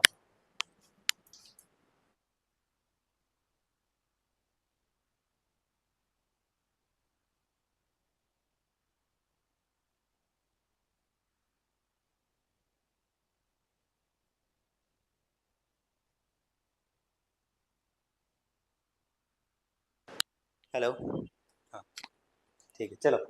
तो मैंने कहा यार हम बातचीत करेंगे आज एंगल्स के बारे में। तो देखो यार जब मैं एंगल्स के बारे में बात करता हूँ तो हमारे पास ना डिफरेंट तरीके के एंगल्स आपको देखने को मिलते हैं। कितने तरीके के? डिफरेंट तरीके के। आपने अक्सर इनका नाम भी सुना होगा। ठीक है, जैसे कि आप लोगों को पता होगा अक्यूट एंगल्स क्या होते हैं, राइट एंगल क्या होते हैं, ऑब्ट्यूज एंगल्स क्या होते हैं। तो इन सब के बारे में थोड़ा हल्का हल्का डिस्कशन कर लेते हैं, तो फिर आगे बढ़ेंगे। तो चलो यार पहले इसको जरा हटाऊं मैं। चलो ये यार ये ना थोड़ा दिख नहीं रहा है स्क्रीन पे। अब ठीक है, हाँ अब ठीक है। चलो देखो सबसे पहला एंगल हेडिंग डालोगे सारे के सारे, that is your acute angle. किस एंगल के बारे में बात करेंगे? अक्यूट एंगल के बारे में। देखो अक्यूट एंगल्स क्या होते हैं आपके पास। जब मैं आपके सामने बात कर रहा हूँ अक्यूट एंगल्स के बारे में, तो अक्यूट एंगल आपके पास वो एंगल्स हैं जहां पर क्या आपके पास थीटा इज, जहां आपके पास क्या है, theta is less than 90 degree. Acute angle आपके पास क्या है, थीटा जो है वो लेस देन क्या होगा मेरे दोस्त, 90 डिग्री। अब बोलोगे सर ये थीटा क्या है? ये वाला जो सिंबल है ना इसको हम क्या बोलते हैं, थीटा बोलते हैं। क्या बोलते हैं? थीटा। अभी थीटा कुछ नहीं है, these are basically Greek abbreviations. क्या है? ये ग्रीक की एब्रीवेशंस है which are basically used to denote the angle. Greek abbreviations used to denote angle, जो एक एंगल को डिनोट करने के लिए यूज में लाई जाती है। तो एक काम करता हूँ मैं आपको साइड पे ना सारी एब्रीविएशन लिखा देता हूँ ताकि आपको कंफ्यूजन ना हो। देखो यार ये वाला इसको हम बोलते हैं थीटा। क्या बोलते हैं? थीटा। कभी कभी आपको सिंबल देखने को मिलेगा कुछ इस तरीके का, इसको बोलते हैं साई। अब बोलेंगे सर ये पीएसआई, पीएसआई नहीं है, इसको साई बोलते हैं। पी इसमें साइलेंट है। ठीक है, उसके बाद आपके पास अल्फा, आपको पता ही है, बीटा हो सकता है, गामा हो सकता है। तो ये कुछ सारी की सारी एब्रीविएशन हैं जो आप यूज कर सकते हो किसके लिए, एंगल्स के लिए। तो पहला एंगल आपने बोला सर अक्यूट एंगल जहां पर क्या हो, theta is less than 90 degree. तो मैंने कहा सर बहुत बढ़िया, थीटा जो होगा वो क्या होगा, लेस देन 90 डिग्री आपको देखने को मिलेगा। मैंने कहा ये आपको ये वाली पॉइंट यहाँ पर ध्यान में रखना है। ठीक है, theta is less than 90 degree. चलो आगे बढ़ेंगे। जब हम आगे बढ़े तो अब आगे बढ़ेंगे तो 90 डिग्री की तरफ बढ़ेंगे। तो देखो सबसे पहले मैं आपको इसकी फिगर बताता हूँ। इसकी जो फिगर आएगी वो फिगर कैसे होगी, जैसे फॉर एग्जाम्पल मैंने आपके सामने बोला कि आपके पास जो भी आपका अक्यूट एंगल बनेगा वो कैसा बनेगा, देखना। देखो जैसे मैं आपके सामने ये फिगर बना रहा हूँ, ये मैंने कोई लाइन सेगमेंट बना दी और यहीं से मैंने एक एंगल ड्रॉ कर दिया। तो देखो ये जो एंगल होगा ना मेरे पास, ये एंगल मेरे पास हमेशा कौन सा होगा, ये एक अक्यूट एंगल आपको देखने को मिलेगा। ठीक है, तो आपने बोला सर ये वाला जो एंगल होगा मेरे पास ये कैसा होगा, छोटा होगा, लेस देन 90 डिग्री होगा। तो ये जो थीटा होगा यहाँ पे क्या होगा, लेस देन 90 डिग्री। तो कुछ इस तरीके से आपको जो एंगल देखने को मिलेगा। तो ये इस तरह की फिगर आपकी बनती है किसकी, अक्यूट एंगल की। बात समझ में आ गई, बहुत बढ़िया। अब इस अक्यूट एंगल के बारे में एक दो जानकारी और ले लें। अक्यूट एंगल जो होगा वो बेसिकली क्या होता क्या है, मतलब किसी भी एक ट्राइंगल में, जैसे अगर ये तो मैंने आपको एंगल बताया, जब हम ट्राइंगल का चैप्टर पढ़ेंगे तो वहां भी ये अक्यूट एंगल का यूज होगा, क्योंकि ट्राइंगल की बेसिक प्रॉपर्टी आपको ये कहती है कि जहां पर तीनों एंगल का सम कितना हो, 180 हो। अगर गलती से भी एक एंगल 90 हो गया, बाकी के जो दो एंगल होंगे वो हमेशा कौन से होंगे, 90 डिग्री या फिर 90 डिग्री से छोटे, वो भी अक्यूट ही रहेंगे। बात समझ में आ गई। चलो नेक्स्ट की तरफ बढ़ेंगे। तो नेक्स्ट जो एंगल हमारे पास हमको देखने को मिलेगा second, that will be our right angle. कौन सा एंगल देखने को मिलेगा, राइट एंगल। तो राइट एंगल हमारे पास वो एंगल होगा जहां पर थीटा हमारे पास क्या होगा, एग्जैक्टली 90 डिग्री। क्या होगा, थीटा जो है वो एग्जैक्टली 90 डिग्री हमें देखने को मिलेगा। तो चलो इसकी थोड़ा सा चित्र बना लेते हैं। तो देखो यार कुछ ऐसे तरीके से, यदि हमने उल्टा बना दिया यार, कुछ ऐसे तरीके से इसको मैं फिर नीचे ले आऊंगा। उसके बाद और फिर एक मैं आपके सामने ऐसे बना रहा हूं। तो देखो ये जो सिंबल, ये जो आप मैंने आपके सामने चित्र बनाया है, ये है किसका भाई साहब, ये है आपके पास राइट एंगल का। क्या है, राइट एंगल, यानी कि ये जो एंगल यहाँ पर आपको देखने को मिलेगा ना दोस्त, ये कितना डिग्री होगा, 90 डिग्री। तो ये होता है आपके पास राइट एंगल, जहां पर एग्जैक्टली थीटा आपके पास क्या देखने को मिले, 90 डिग्री। तीसरा एंगल आपके पास देखने को मिलता है ऑब्ट्यूज एंगल। कौन सा angle, obtuse angle. Obtuse angle आपके पास क्या होता है, जहां पर थीटा की वैल्यू 90 डिग्री से तो बड़ी हो लेकिन 180 डिग्री से क्या हो दोस्त, छोटी हो। तो इसका जो चित्र आपको देखने को मिलता है वो कुछ इस तरीके से देखने को मिलता है। देखना ध्यान से, ये मैंने कोई एक लाइन बनाई आपके सामने, और अगर इसको मैं ऐसे एक्सटेंड कर दूं अब, तो ये वाली जो फिगर आपको देखने को मिलेगी ना, ये आपके पास कौन सी फिगर होगी, ये आपके पास होगी ऑब्ट्यूज एंगल की। समझे क्या, तो ये वाला जो यहाँ पर जो एंगल होगा, ये वाला एंगल, ये क्या होगा, थीटा, ये 90 डिग्री से तो बड़ा होगा लेकिन लेस देन 180 डिग्री होगा। तो जो ऑब्ट्यूज एंगल आपको देखने को मिलेगा वो कुछ इस तरीके से आपको देखने को मिलेगा। बोलो बातचीत समझ में आई कि नहीं आई, ठीक है। और फोर्थ एंगल जो हमारे पास होगा वो होता है हमारे पास स्ट्रेट एंगल। कौन सा एंगल होता है, स्ट्रेट एंगल। अब बोलोगे सर इतने एंगलों को तो हमने नाम ही नहीं सुना है। स्ट्रेट एंगल हमने बचपन में पढ़कर भी आए हैं, आपको शायद नाम नहीं पता होगा इसका, जिसको आप एक और नाम से कहते थे यार, कौन सा, जिसमें आप लीनियर पेयर की प्रॉपर्टी कहते थे, क्या कहते थे, लीनियर पेयर की प्रॉपर्टी। लेकिन वो प्रॉपर्टी हुआ करती थी। When it comes to straight angle ना, तो स्ट्रेट एंगल सिंपल ऐसा होता था आपके पास, सिंपल स्ट्रेट लाइन। तो ये आपके पास क्या आएगी, एक स्ट्रेट लाइन देखने को मिलेगी। तो ये वाला जो एंगल यहाँ इसके ऊपर बनेगा, ये वाला जो एंगल, ये हमेशा कितना होगा, 180 डिग्री। तो ये क्या होगा आपके पास, स्ट्रेट एंगल, जहां पर थीटा एग्जैक्टली कितना होता है, 180 डिग्री। ओके, फिर इसके बाद एक और एंगल हमारे पास आता है, लेकिन उसको मैं कहाँ एडजस्ट करूँ, यहीं पे एडजस्ट कर लूँ कहीं, एक काम करता हूँ यहीं पे एडजस्ट करता हूँ। एक सेकेंड, स्क्रीन पे दिख भी रहा है कि नहीं, ठीक है ना, इतना है। चलो एक एंगल और करते हैं, मैं इससे खत्म करूँ बिकॉज यहाँ पे एडजस्ट हो जाएगा तो बढ़िया होगा। तो पांचवा एंगल दोस्त हमारे पास होता है रिफ्लेक्स एंगल। कौन सा एंगल होता है, रिफ्लेक्स एंगल। अब देखो रिफ्लेक्स एंगल क्या होता है, थीटा जो 180 से तो बड़ा हो लेकिन लेस देन हो किससे, 360 डिग्री से, उसको अपन क्या बोल देते हैं, रिफ्लेक्स एंगल। इसकी जो फिगर होती है वो साहब ऐसे देखने को मिलती है, देखना अभी मैं आपको बताता हूँ। ये कुछ मैंने इस तरीके से बनाया और कुछ अगर एंगल मेरे पास ऐसे बन रहा है, ठीक है। तो ये वाली जो ऐसे तरीके की फिगर होगी ना, ये हमारे पास क्या होती है, एक तरीके की रिफ्लेक्स एंगल हमको देखने को मिलता है। क्या देखने को मिलता है, रिफ्लेक्स एंगल। तो ये वाला जो पॉइंट है, ये समझ आना, ये क्या है, इसका कॉमन पॉइंट है। तो ये वाला जो एंगल होगा ये रिफ्लेक्स एंगल होगा। देखो ये जो होगा ये 180 डिग्री से तो बड़ा होगा लेकिन 360 से छोटा होगा। बोलो बात समझ में आ गई। तो ये था आपके सारे के सारे पॉइंटर्स, बस आपको इसको ध्यान में रखना है।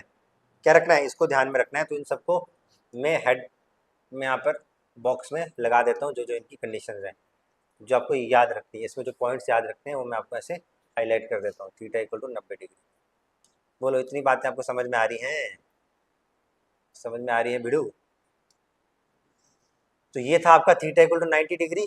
When it comes to obtuse, तो ऑब्ट्यूज में आपके पास 90 से बड़ा और 180 से छोटा। और जब यहाँ पर आप बात करोगे स्ट्रेट की तो वो ऐसे हो जाएगा। जब आप इसकी बात करोगे तो साहब ये कितना हो जाएगा आपके पास, 180 से बड़ा पर 360 से छोटा। तो ये है आपके पास पूरे के पूरे एंगल्स। तो पिछली स्लाइड में मैंने एक एंगल बताया आपको, ये कौन सा एंगल था, अक्यूट एंगल। और अक्यूट कितना होता है, theta is less than 90 degree. एक एंगल और होता है, उसको मैं कहाँ पर ऐड करूँ, इसको मैं 5 एंगल तो यार यहाँ बना दिए मैंने ना। देखो ये एंगल इसका है, कंफ्यूज नहीं होना, ये एंगल इसका है, ये इसका है और ये इसका है। एक एंगल और होता है जिसको हम बोलते हैं कंप्लीट एंगल। क्या बोलते हैं, कंप्लीट एंगल। तो लिख लो 6th एंगल एक और होता है हमारे पास जिसको हम बोलते हैं कंप्लीट एंगल। कौन सा एंगल, कंप्लीट एंगल। और इस कंप्लीट एंगल में क्या होता है, थीटा एग्जैक्टली कितना हो जाता है, 360 डिग्री।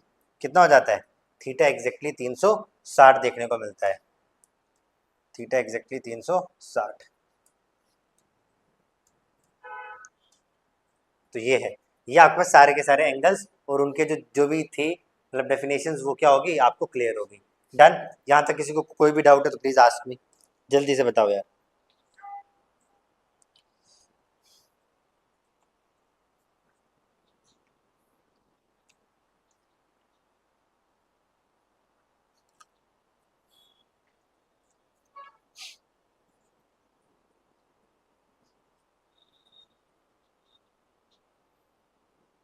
ठीक है, हो गया। अब बोल रहे सर ये एक का डाउट आया सर, ये एंगल क्या होता है।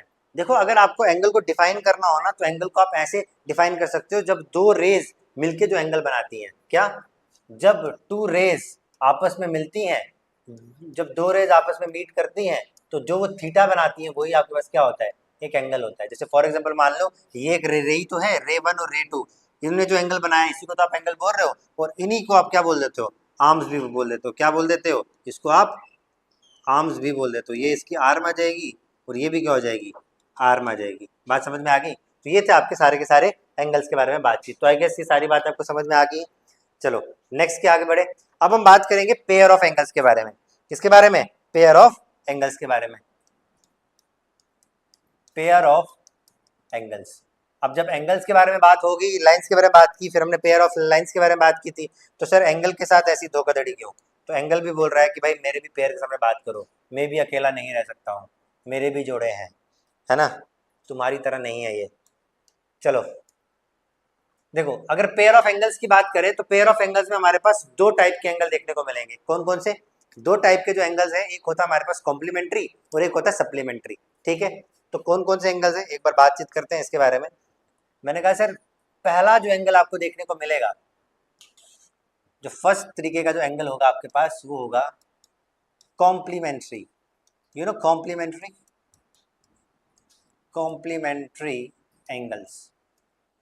ठीक है, चलो नेक्स्ट अगर हम बात करें सेकंड, तो दूसरा हमारे पास है सप्लीमेंट्री। क्या, सप्लीमेंट्री। चलिए सप्लीमेंट्री एंगल्स। आजकल मेरी इंग्लिश थोड़ी अच्छी हो रही है, यू नो, क्योंकि हमारे इंस्टीट्यूट में वो स्पोकन इंग्लिश की क्लासेस स्टार्ट हुई है। If any one of you feel कि उनकी अंग्रेजी वीक है तो हमारा बैच जरूर ज्वाइन कर सकते हैं। और एक एस्टीम्ड फैकल्टी है शौकत सर, तो वो पढ़ा रहे हैं आपको। चलो देखो अगर मैं आपके सामने बात करूं कॉम्प्लीमेंट्री एंगल्स की, तो कॉम्प्लीमेंट्री एंगल्स क्या होते हैं साहब, देखो सुनना, बड़े ध्यान से सुनना। कॉम्प्लीमेंट को ऐसे समझो, ये वो दो एंगल्स हैं जिन दो एंगल्स को जब आप जोड़ोगे तो आपका जो सम आएगा वो कितना आएगा, 90 डिग्री। मतलब ये एक दूसरे को कॉम्प्लीमेंट करते हैं। मतलब अगर आपने किन्हीं दो एंगल्स को जोड़ा तो उसका सम अगर 90 आया तो कुछ नहीं करना, सब वो किसकी कैटेगरी में फॉल हो जाएगा, 90 डिग्री से। Theta 1 plus theta 2 equal to कितना, 90 डिग्री। यही इसकी कंडीशन है। क्या बोलता है, theta 1 plus theta 2 equal to किसके बराबर, 90 डिग्री के बराबर। बस बोलो बात समझ में आई। अभी मैं आपको इसका उदाहरण देता हूँ। फॉर इंस्टेंस देखना, मैंने आपके सामने बोला कि सर कोई एक एंगल है, ठीक है, थीटा, मतलब थीटा को भी छोड़ो, मैंने कहा कोई एक एंगल है 20 डिग्री। कितना है, 20 डिग्री। आपको बोला जा रहा है कि उसका कॉम्प्लीमेंट्री एंगल बताओ, तो कितना होगा। कह रहा है सर दो एंगल को मिला के 90 आना चाहिए। अगर एक 20 है तो अगला कितना होगा, 20 में कितना ऐड करोगे कि 90 आएगा। यार इतना सा सवाल तो जो हमारे यहाँ पर ऑपरेटर बैठे हैं वो भी बता देंगे यार, है ना। तो 20 में आप मात्र 70 जोड़ोगे तो भी आपका आंसर आ जाएगा, ठीक है। तो 70 जो होगा वो कॉम्प्लीमेंट्री एंगल होगा किसका, 20 का। बात समझ में आ रही है। इन द सेम मैनर जब मैं आपके सामने सप्लीमेंट्री एंगल की बात करूंगा ना, तो ये होता है जब मैं दो एंगल्स को ऐड करके जिनका जो सम आता है वो कितना आता है, 180 डिग्री आ जाए, तो उसको अपन क्या बोल देते हैं, उसको अपन बोल देते हैं सप्लीमेंट्री एंगल्स। बोलो बातचीत समझ में आई।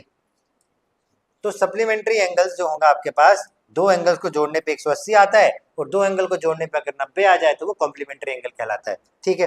अभी एक पते की बात, क्या है, पते की बात लिखेंगे, एक नोट करके लिखेंगे। नोट जो होगा वो ये होगा, सुनना ध्यान से, ये बड़ा इंपॉर्टेंट है।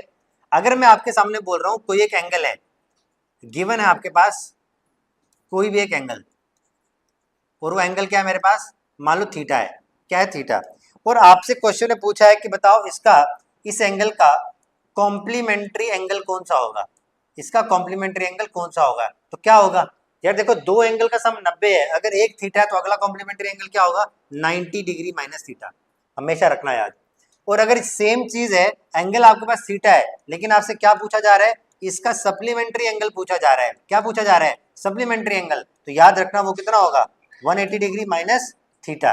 क्या हो जाएगा, 180 डिग्री माइनस थीटा। तो इतनी सी बात आपको समझ में आई कि नहीं आई, जल्दी से बताओ। तो ये बड़े इंपॉर्टेंट बात है, जब मैं क्वेश्चंस दूंगा अगर नहीं आया तो फिर ये याद रखना मेरी बात।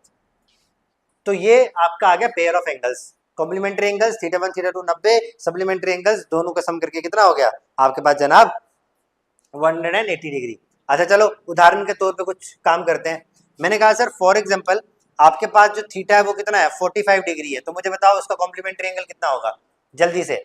तो आप क्या करोगे, 90 में से 45 को माइनस करोगे तो कितना बचा, 45 ही इसका कॉम्प्लीमेंट्री होगा। मैंने कहा सर थीटा मेरे पास 72 डिग्री है, इसका कॉम्प्लीमेंट्री कितना हो जाएगा, तो 90 में से 72 घटा दो, कितना बच गया, 18 degree. Okay, in the same manner मैं आपके सामने बोल रहा हूँ कि थीटा इक्वल टू मेरे पास 102 डिग्री है, बताओ इसका सप्लीमेंट्री क्या होगा। अब 180 में से 102 को माइनस कर लो, पीछे कितना बच गया, 78 डिग्री आपका आंसर होगा। इन द सेम मैनर मैं कह रहा हूँ थीटा इक्वल टू 49 डिग्री, बताओ भाई इसका कॉम्प्लीमेंट क्या होगा, तो 180 माइनस 41 दैट इज 131 डिग्री आपका आंसर। बोलो बातचीत समझ में आई, ठीक है मैम, इसको लगाना जरा, ओबीएस ऑन करना, देखो ऊपर वाला अपना कट रहा है ना यार, एक सेकंड रुकना दोस्त।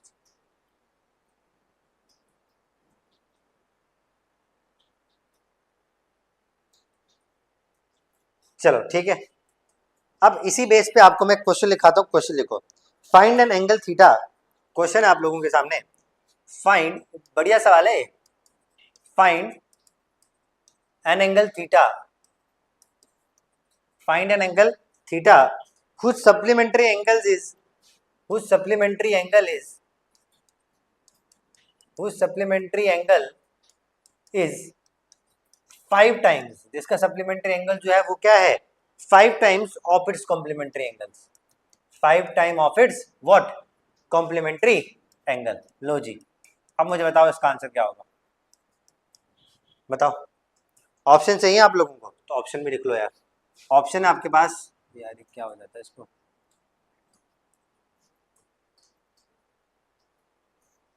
ऑप्शन है आपके पास, option a is your 62.5 degree, option b is your 67.5 degree, option c is your 72 degree and option d is your 88 degree. बताओ भाई क्या आंसर आएगा, ध्यान से सोचना, पहले क्वेश्चन को सोचना, 2 मिनट के लिए वीडियो को पॉज करो, इस क्वेश्चन को सोचो और फिर मुझे इस चीज का आंसर बताओ जल्दी से।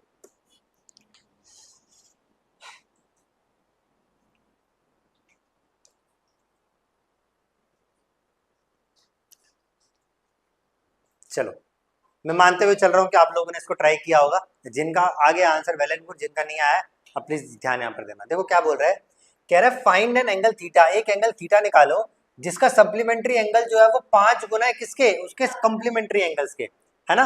मैं कह रहा हूँ देखना, अगर मैं सोल्यूशन की बात करूँ, देखो अगर मैं आपके सामने बोल रहा हूँ कोई भी एक एंगल है, ठीक है, उसको मैंने कितना माना है, उसको अगर मैंने माना थीटा, डन। अगर एंगल थीटा है तो मैंने आपको अभी बताया कि इस चीज का जो कॉम्प्लीमेंट्री एंगल होगा इसका वो क्या हो जाएगा, अभी पीछे मैंने नोट लिखवाया ना, तो 90 माइनस थीटा हो जाएगा। और अगर इसी का अगर मैं सप्लीमेंट्री एंगल की बात करूं तो सप्लीमेंट्री एंगल कितना हो जाएगा भाई साहब, ये 180 माइनस थीटा हो जाएगा। यस और नो?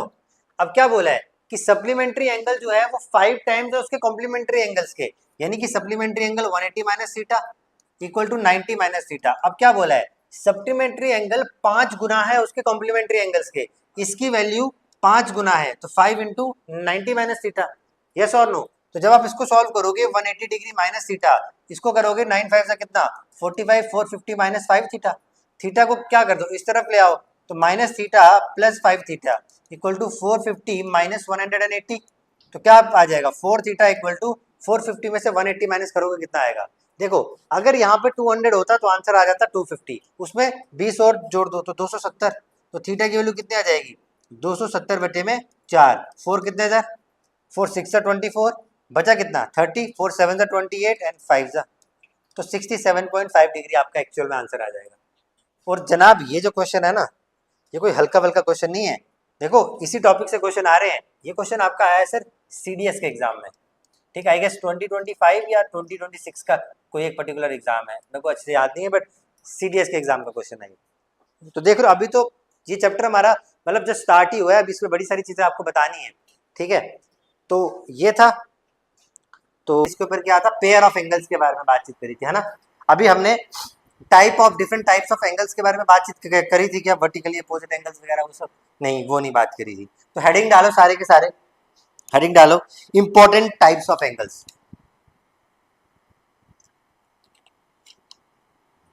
हेडिंग डालोगे इंपॉर्टेंट टाइप्स ऑफ एंगल्स। चलो स्टार्ट करते हैं। अब प्लीज थोड़ा आधे एक घंटे के लिए ना अपना ध्यान यहाँ पे रखना। अब मैं आपको कह रहा हूं नेक्स्ट है आपके पास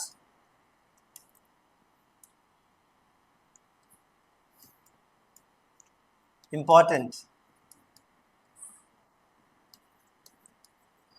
सम इंपॉर्टेंट टाइप्स ऑफ, एक काम करो यार इसको मिटा ही दो, इसको ऐसे लिखते हैं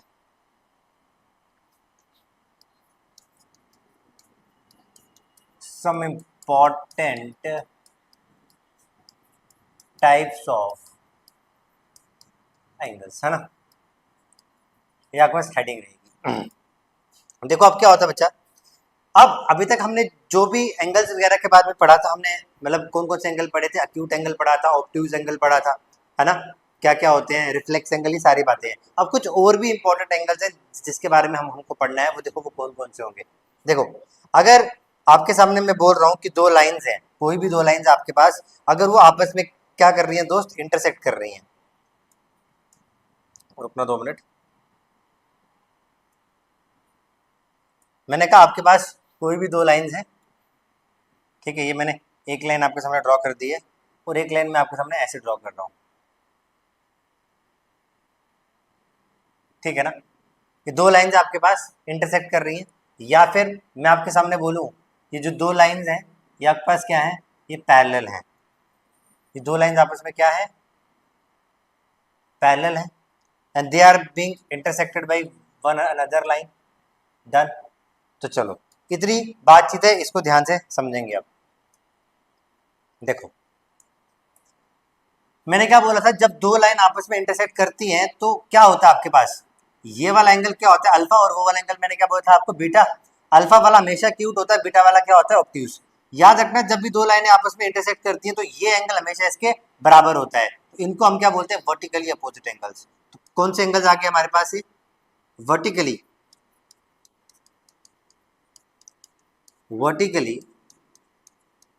अपोजिट एंगल्स। कंडीशन याद रखनी है, वर्टिकल अपोजिट एंगल्स बनते कब है, जब दो लाइनें आपस में क्या करती हैं, इंटरसेक्ट करती हैं। तो जो एंगल्स फॉर्म होते हैं वो कौन से होते हैं, वर्टिकली अपोजिट एंगल्स। डन। अब जो दो लाइनें आपस में पैरेलल होगी तो जो एक लाइन अलग से उनको इसको क्या बोलते थे, ट्रांसवर्सल बोलते थे।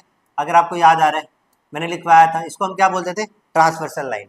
अब देखो यहाँ पर ना इस ट्रांसवर्सल के अंदर आपको डिफरेंट डिफरेंट एंगल्स की फॉर्मेशन देखने को मिलेगी। देखो बताता हूँ आपको मैं, अगर मैं आपके सामने बोलूं, देखो इस ट्रांसवर्सल के अंदर सबसे पहले देखो ये वाला जो एंगल है, मैं एंगल 1 बोल रहा हूँ, ये वाला एंगल इसको छोड़ो हमेशा किसके बराबर होगा, एंगल 3 के, इसको अगर मैंने नाम दे दिया 3। इन द सेम मैनर ये वाला एंगल 2 है, ये किसके बराबर होगा, इस वाले एंगल 4 के। इन द सेम मैनर अगर ये एंगल मैं नाम दे रहा हूँ इसको 5, इसको छोड़ के इसके बराबर होगा 6 के। ये एंगल मैंने अगर नाम दे दिया इसको 7, तो ये एंगल किसके बराबर होगा, 8 के। याद रखना मैंने क्या बोला, एंगल 1 इज इक्वल टू किसके बराबर, एंगल 3, और एंगल 2 इक्वल टू किसके बराबर, एंगल 4 के बराबर। Done. In the same manner angle, ये आपको कुछ दिख नहीं रहा है, थोड़ा मिटा देता हूँ, देखना, ये है एंगल 5। याद रखना एंगल 5 जो है वो बराबर है किसके, एंगल 6 के, और एंगल 7 जो है वो बराबर है किसके, एंगल 8 के। अगर ऐसा है देखो क्या होगा, एंगल 1 एंगल 3 के बराबर, एंगल 1 किसके बराबर, एंगल 3 के, जिनको मैं येलो से मार्क कर रहा हूँ। एंगल 2 किसके बराबर, एंगल 4 के बराबर। डन। तो ये सारे के सारे एंगल, सिमिलरली एंगल 5 किसके बराबर, 6 के, और 7 किसके बराबर, 8 के।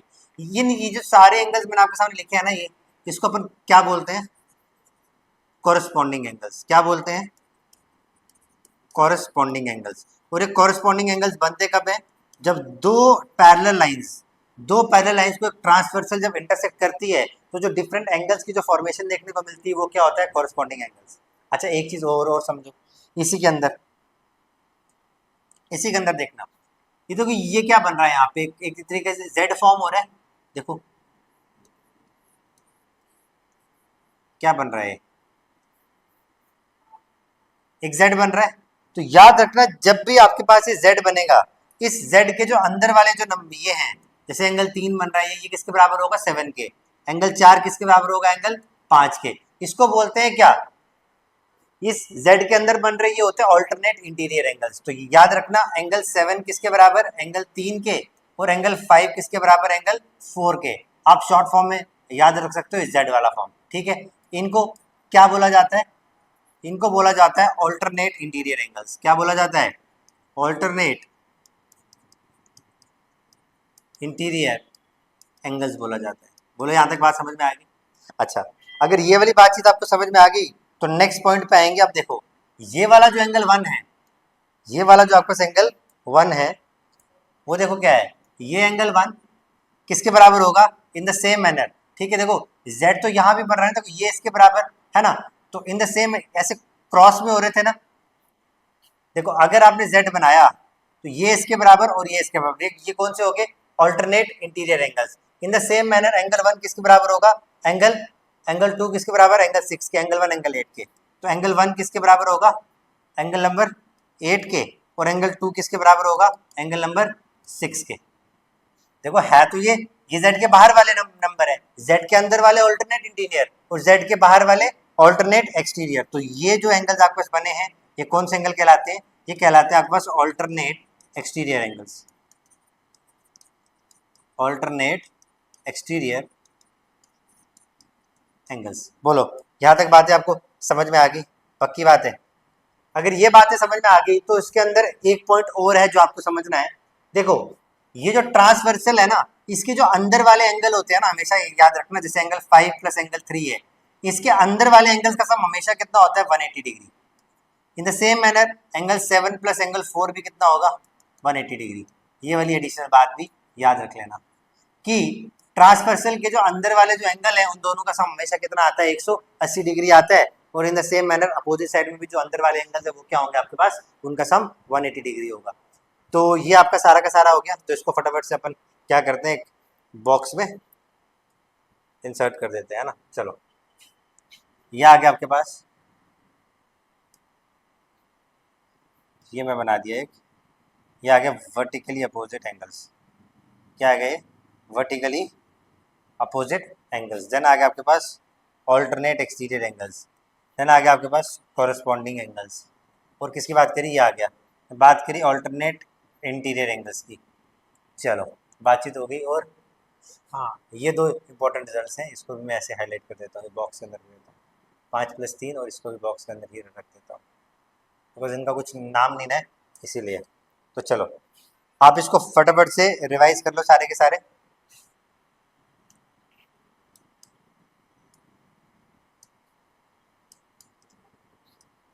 चलो भाई साहब,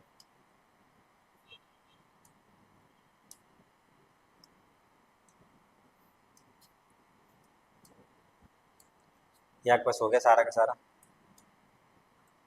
ये लो भाई साहब, सारे एंगल्स हो गए। चलो, तो एक बार फटाफट से इसको सारे के सारे रिवाइज करेंगे, फिर हम आगे बढ़ेंगे यार।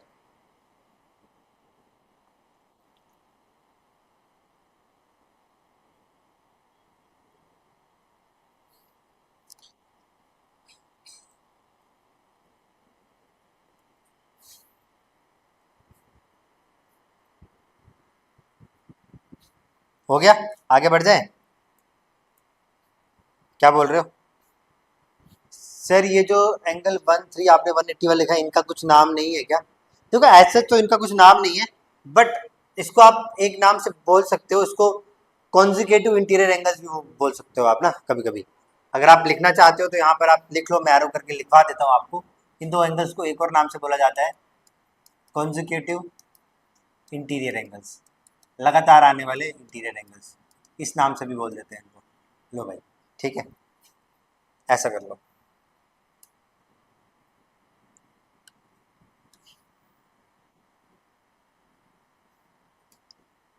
हो गया गुरु? गुरु का काम हो गया। कॉन्जिक्यूटिव भाई, ठीक है। ये आगे आपके सारे के सारे एंगल्स हो गए। कोई दिक्कत यहाँ तक किसी को? देखो यार, अब यहाँ तक जो हमारा बात हो गया ना, तो हमारे लगभग 80-90% की जो थ्योरी है वो कंप्लीट हो गई है। अब 80-90% थ्योरी खत्म। अब एक तरीके का एंगल और बचा है, ठीक है, उसको समझने के ध्यान से।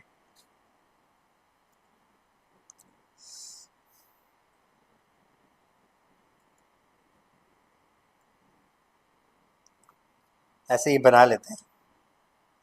इसमें मैं आपके सामने बोला, एक शेप बना रहा हूँ मैं आप लोगों के सामने,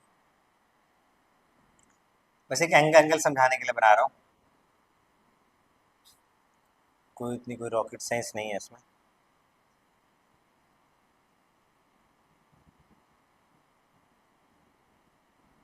ठीक है, ये मैंने आपके सामने कोई भी एक शेप बना दी।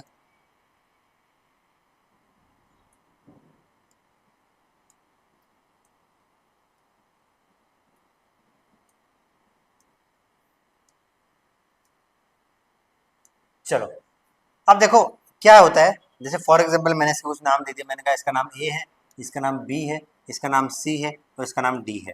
अब एक तरीके का एंगल और होता है, इसको हम बोलते हैं एडजेसेंट एंगल्स। क्या बोलते हैं?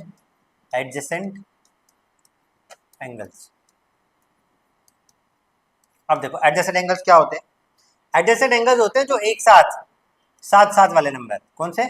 साथ साथ वाले नंबर, ठीक है। हिंदी में ठीक लिखा है ना? तो जैसे फॉर एग्जांपल देख लो, इस ए के साथ वाला एंगल कौन सा है? डी। तो ए एंड डी आपस में क्या हो जाएगा? ऑल्टरनेट। जैसे आप बोलोगे A and D are alternate angles. In the same manner आप बोल सकते हो A and B are alternate angles, ठीक है। तो ऑल्टरनेट एंगल्स बेसिकली कुछ नहीं है, साथ साथ आने वाले जो नंबर होते हैं उसको हम क्या बोलते हैं? सॉरी, एडजेसेंट एंगल्स बोलते हैं। क्या बोलते हैं? Adjacent angles. कहानी क्लियर है यहाँ तक? तो ये आपके पास आ गया एडजेसेंट एंगल्स की भी कहानी डन होगी आपके पास। चलो, तो एडजेसेंट एंगल्स भी हो गए। बस यही एक एंगल रह रहा था आपके पास, और तो लगभग आपके सारे के सारे एंगल्स खत्म हो ही गए हैं। फिर भी मैं चेक कर लेता हूँ एक बार, कुछ छूटा तो नहीं आप लोगों का।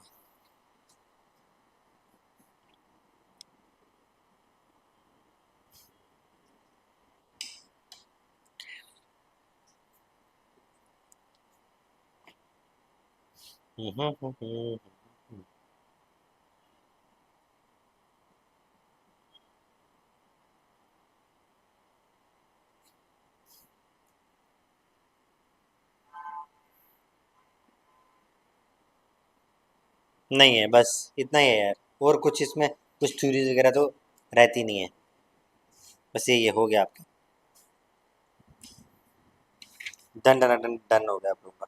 चलो, अब आपकी मैक्सिमम जो थ्योरी है ना वो कंप्लीट हो गई है। अब कुछ एक इंपॉर्टेंट क्वेश्चन। अब देखो, जो कल हमने एक टॉपिक पढ़ा था ना कॉम्प्लीमेंट्री एंगल्स वाला, उस कॉम्प्लीमेंट्री एंगल्स के ही ऊपर एक अलग से क्वेश्चन भी आता है, वो मेरे को आपको करवाना जरूरी है। तो इसलिए मैं आपको कह रहा हूँ, तो इसको ना एडिशनल में नोट करके लिख लेना। हालांकि आया नहीं है, बट कभी कभी पूछ लेता है एग्जामिनर। तो question based on complementary and supplementary. तो क्वेश्चन बेस्ड ऑन किसके ऊपर? या तो कॉम्प्लीमेंट्री के ऊपर और किसके ऊपर, सप्लीमेंट्री के ऊपर। तो याद रखना इसके बारे में। देखो कॉम्प्लीमेंट्री के ऊपर क्वेश्चन कभी कभी क्या आता है कि जैसे फॉर एग्जांपल आपको बोला जाता है find complementary angle of 20 degree 38 minutes. आपको 20 डिग्री और 38 मिनट्स का क्या बताना है, कॉम्प्लीमेंट्री एंगल बताना है। तो देखो इसको करेंगे कैसे, सोल्यूशन ध्यान से देखना। अब बोलोगे सर आपने कॉम्प्लीमेंट्री एंगल तो हमको पता है कि कॉम्प्लीमेंट्री एंगल होता कितना है। आपने बोला सर कॉम्प्लीमेंट्री एंगल हमारे पास होता है कितने डिग्री का, 90 डिग्री का। कितने का होता है दोस्त, 90 का। तो आपने बोला सर जो कॉम्प्लीमेंट्री एंगल है वो होता है जिन दो का सम क्या हो, 90 डिग्री, है ना। तो मतलब मुझे इस क्वेश्चन में से 90 डिग्री में से माइनस करना है किसको, 20 डिग्री और 38 मिनट्स में। अब देखो यार, अब आपके पास यहाँ पर सिर्फ डिग्री और यहाँ मिनट है, तो आप डिग्री में से मिनट को भी माइनस कर नहीं सकते। तो यहाँ भी आपके पास क्या डिग्री और मिनट होना चाहिए। तो आपको एक चीज तो मालूम है ना कि एक डिग्री में कितने मिनट होते हैं, 60 मिनट होते हैं, और एक मिनट में कितने होते हैं, 60 सेकेंड्स होते हैं। अगर नहीं पता तो इसको नोट करके साइड पे लिख लेना। एक डिग्री में कितने मिनट, 60 मिनट, और एक मिनट में कितने सेकंड, आप 60 सेकंड। क्लियर है। तो आप क्या करोगे, इस 90 को क्या करोगे, मिनट्स की फॉर्म में ब्रेक करोगे। तो क्या मैं इस 90 डिग्री को ऐसे लिख सकता हूँ, देखना 89 डिग्री और 60 मिनट्स, ये भी तो सेम ही बात होगी। 60 मिनट्स का मतलब 1 डिग्री ऐड हो जाएगा तो 90, बट इसको मैंने मिनट्स के फॉर्म में ऐसे ब्रेक कर दिया, 89 डिग्री 60 मिनट्स। अब आराम से इसको आप माइनस कर सकते हो, 20 डिग्री और कितना 38 मिनट आप क्या कर सकते हो माइनस। देखो अगर 60 में से 38 माइनस करोगे तो कितना आएगा भाई, 22 मिनट्स। 10 में से 8 गया 2, 4 में से 5 में से 3 गया 2, 9 का 9 रहा है, 8 में से 6, तो 69 डिग्री 22 मिनट्स आपका क्या हो जाएगा, आंसर आ जाएगा। ठीक है। अच्छा इसी का अगर आपको बोला जाता है कि इसका सप्लीमेंट्री निकालो, तो सप्लीमेंट्री मुझे पता है कितना होता है, 180 डिग्री। तो इसको मैं कैसे लिखता, 179 डिग्री और 60 मिनट्स लिखता। क्या होता है 180 डिग्री, और इसको मैं कैसे लिखता, 179 डिग्री और 60 मिनट्स। तो इसमें से मैं क्या माइनस करता, 20 डिग्री और 38 मिनट्स को। तो कितना आता, ये अगेन 22 मिनट तो आता ही आता, और 170 में 20 का तो 159 डिग्री। तो 159 डिग्री और 22 मिनट्स आपका आंसर आ जाता। अगर आपको इसका क्या निकालना, ये आ जाता है इसका सप्लीमेंट्री एंगल, और ये आ जाता है इसका क्या, कॉम्प्लीमेंट्री एंगल। बोलो यहाँ तक कोई भी डाउट किसी को, समझ में आ गई भाई।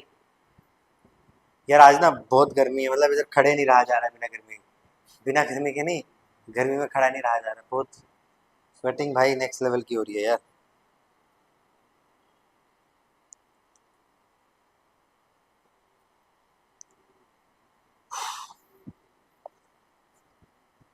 चलो यहाँ तक बातें होगी। अब यार एक दो कॉन्सेप्ट और है वो आपको बताता हूँ, फिर आज के लेक्चर को एंड करते हैं ना, क्योंकि यार बहुत गर्मी है, खड़े नहीं हो जा रहा है यहाँ पे। ठीक है, जब थोड़ा सा लाइट वगैरह आती है तो फिर करते हैं कुछ काम इस पे। डन। तो चलो कुछ इंपॉर्टेंट कॉन्सेप्ट हैं, देखो ये आपको कहीं नहीं मिलेंगे, ये बस मैं आपको एग्जाम पॉइंट ऑफ व्यू से आपको जल्दी क्वेश्चन करने वो लिखवा रहा हूँ। कुछ एग्जाम पॉइंटर्स के बारे में बातचीत करेंगे। किसके बारे में,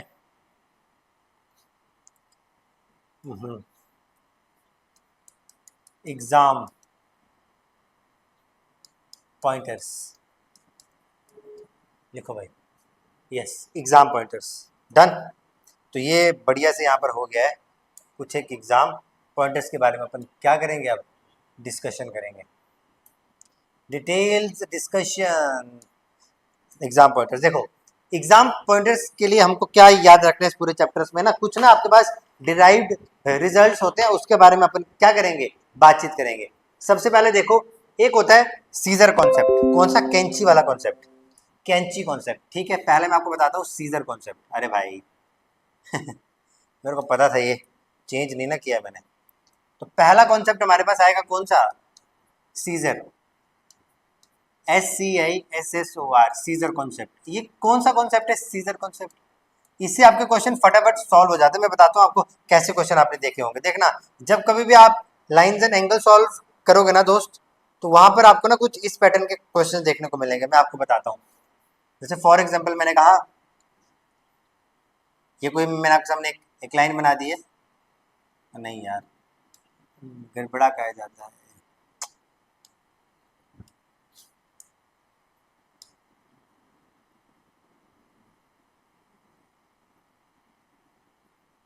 ठीक है। अब ना आपने एक क्वेश्चन देखा होगा, यहां से कुछ यूं,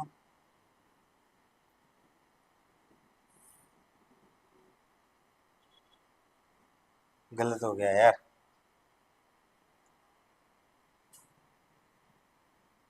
ये यूं इस तरह, और एक कॉन्सेप्ट यूं इस तरह आता है।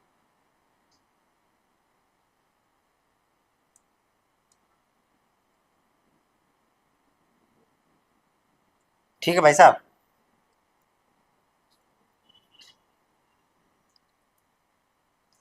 हो, बस यार ये दो ही को कॉन्सेप्ट बताने मैंने आपको, फिर कोई दिक्कत नहीं, हमारा काम हो जाएगा।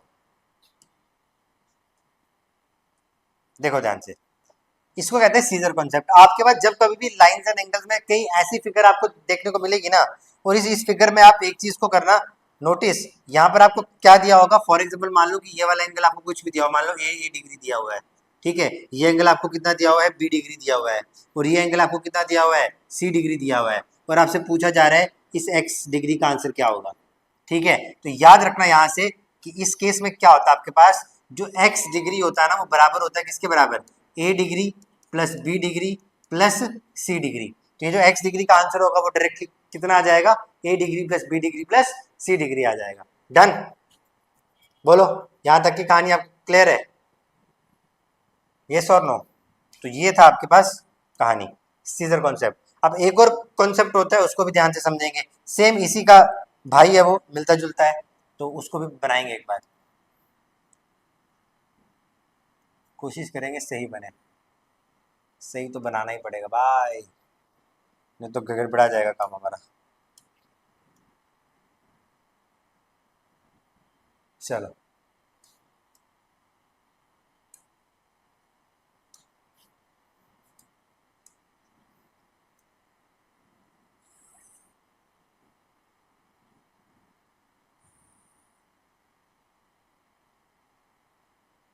ठीक है, अगर इन्हीं के बीच से मैं एक और लाइन बना दूं,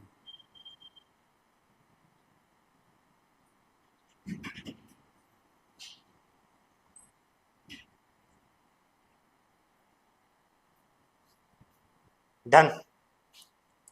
तो ये है हमारे पास काम।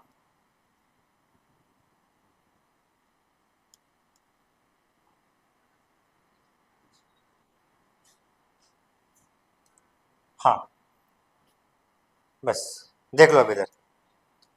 अब क्या होता है जब कभी आपके पास ऐसा कॉन्सेप्ट देखने को मिले, और इसमें आपको देखना ये जो है ना, ये एंगल बाइसेक्टर होगा। अगर ये थीटा है ना, इसको मिटाओ पहले। फॉर एग्जाम्पल मान लो ये वाला जो एंगल, अगर मान लो ये थीटा है, ये भी कितना होगा, थीटा होगा। अगर मान लो ये एंगल अगर ए है, ये भी एंगल कितना होगा, ए होगा। ये एंगल बाइसेक्टर है। अब समझो अगर ये एक्स डिग्री दिया है, ये वाई डिग्री दिया है, और ये जेड डिग्री दिया हुआ है, तो इस केस में याद रखना कि इस केस में आपके पास क्या होगा, जो वाई डिग्री होगा ना, वो बराबर होगा x degree plus Z degree upon में 2 के बराबर। यहाँ पर जो वाई डिग्री होगा बराबर होगा डायरेक्टली किसके, x degree plus Z degree upon में 2 के बराबर। बस यही मुझे आप लोगों को समझाना था। तो ये क्या है, ये इसी का एक क्या है, एक्सटेंडेड वर्जन है। इस सीजर कॉन्सेप्ट का क्या है, एक मॉडिफाइड फॉर्म है। क्या है, इसी की एक मॉडिफाइड फॉर्म है ये। तो इन दोनों को आप बड़े जहन में रखोगे, अपने अपने जहन में बिठा के रखेंगे बाबू, ठीक है। टनाना। तो चलो इस वाले ये जो रिजल्ट है उसको अपन हाईलाइट कर लेते हैं। चलो, एक रिजल्ट ये है, एक रिजल्ट आप लोगों का ये है। डन। तो ये जो दो इंपॉर्टेंट रिजल्ट्स हैं ये आपके लिए बहुत इंपॉर्टेंट है। पहला वाला मैंने आपको बताया सीजर कॉन्सेप्ट, कि जब कभी भी ऐसे आपको सीजर की फॉर्म में फिगर दिखेगी तो बाहर वाला एंगल सारे इंटीरियर एंगल्स के सम के बराबर होगा। अगर डबल बार दिखेगी बशर्ते तब लगेगा जब ये एंगल बाइसेक्टर्स होंगे। देखो ये दो ए है, ये थीटा थीटा है, ये शो कर रहे हैं ये एंगल बाइसेक्टर्स हैं। तो इस केस में जो बीच वाला एंगल होगा, ये जो बीच वाला एंगल है, ये इन दोनों के सम के बराबर हो जाएगा अपॉन में 2। डन। बोलो यहाँ तक किसी को कोई भी प्रॉब्लम है तो मेरे को बताओ फटाफट से। ठीक है,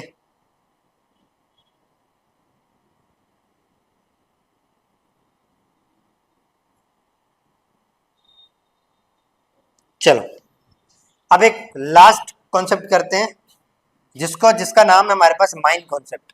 कौन सा कॉन्सेप्ट है? Mind concept. समझना, माइंड कॉन्सेप्ट।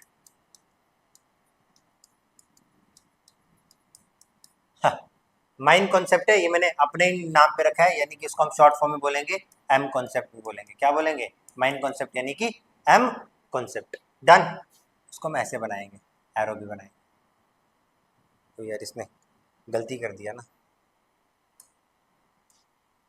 लाइन तो अपन बाद में बना लेंगे, लाइन बना लेंगे इससे, बस। Mind concept.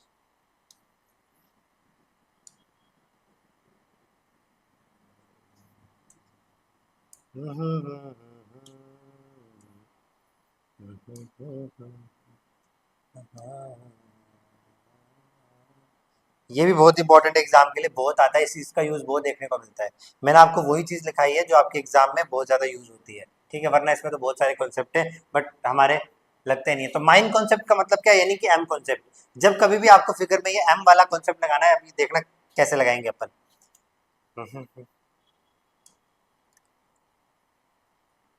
ऐसे बनाते हैं, देखो फॉर एग्जाम्पल मान लो कि ये मैंने आपके सामने कोई भी एक लाइन ड्रॉ करी है, ठीक है, और ये मैंने आपके सामने एक और लाइन ड्रॉ करी है। डन है। ये दोनों मैंने आपके सामने क्या किया है? लाइंस को ड्रॉ किया है। ये भी मैंने आपके सामने क्या किया है? लाइन को ड्रॉ किया है। अब देखो क्या होगा, इसके बीच में जो है ना, आपके पास जो एंगल्स बनेंगे वो कैसे बनेंगे बताता हूँ अभी आपको। फॉर एग्जाम्पल समझो, अगर मान लो कि यहाँ से एक लाइन आई है इधर इधर के लिए, ये आपको क्वेश्चन में फिगर दी होगी इस तरीके की, ऐसे है, ठीक है। आपको तगड़े तरीके से मैं रिवाइज करवा दूंगा यार, आपको यहीं पे ही हो जाएगा, ये जहन में बैठ जाएंगे रिजल्ट्स। तो देखो क्या आपको दिख रहा है यहाँ पे, अगर फॉर एग्जाम्पल मान लो आप इस फिगर में आपके पास क्या है, इस फिगर में आपके पास समझ लो कि सर ये वाला जो एंगल है ये कितना है, फॉर एग्जाम्पल मान लो, नहीं यार ये गलत हो गया,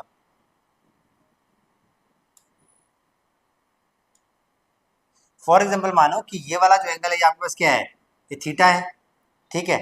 और मान लो कि ये वाला जो एंगल है ये आपके पास क्या है, ये मान लो ए है, और आपसे ये वाला जो एंगल है ये क्या है, ये मान लो ये एक्स है, क्या है, ये एक्स है।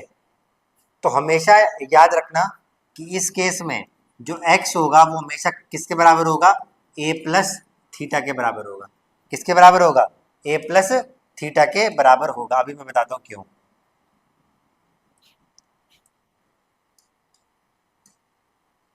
देखो क्या बोला मैंने, अगर आपके पास दो लाइंस पैरेलल हैं, ठीक है, तो आपके पास ये जो एक्स वाला एंगल होगा ये कितना होगा, ए प्लस थीटा।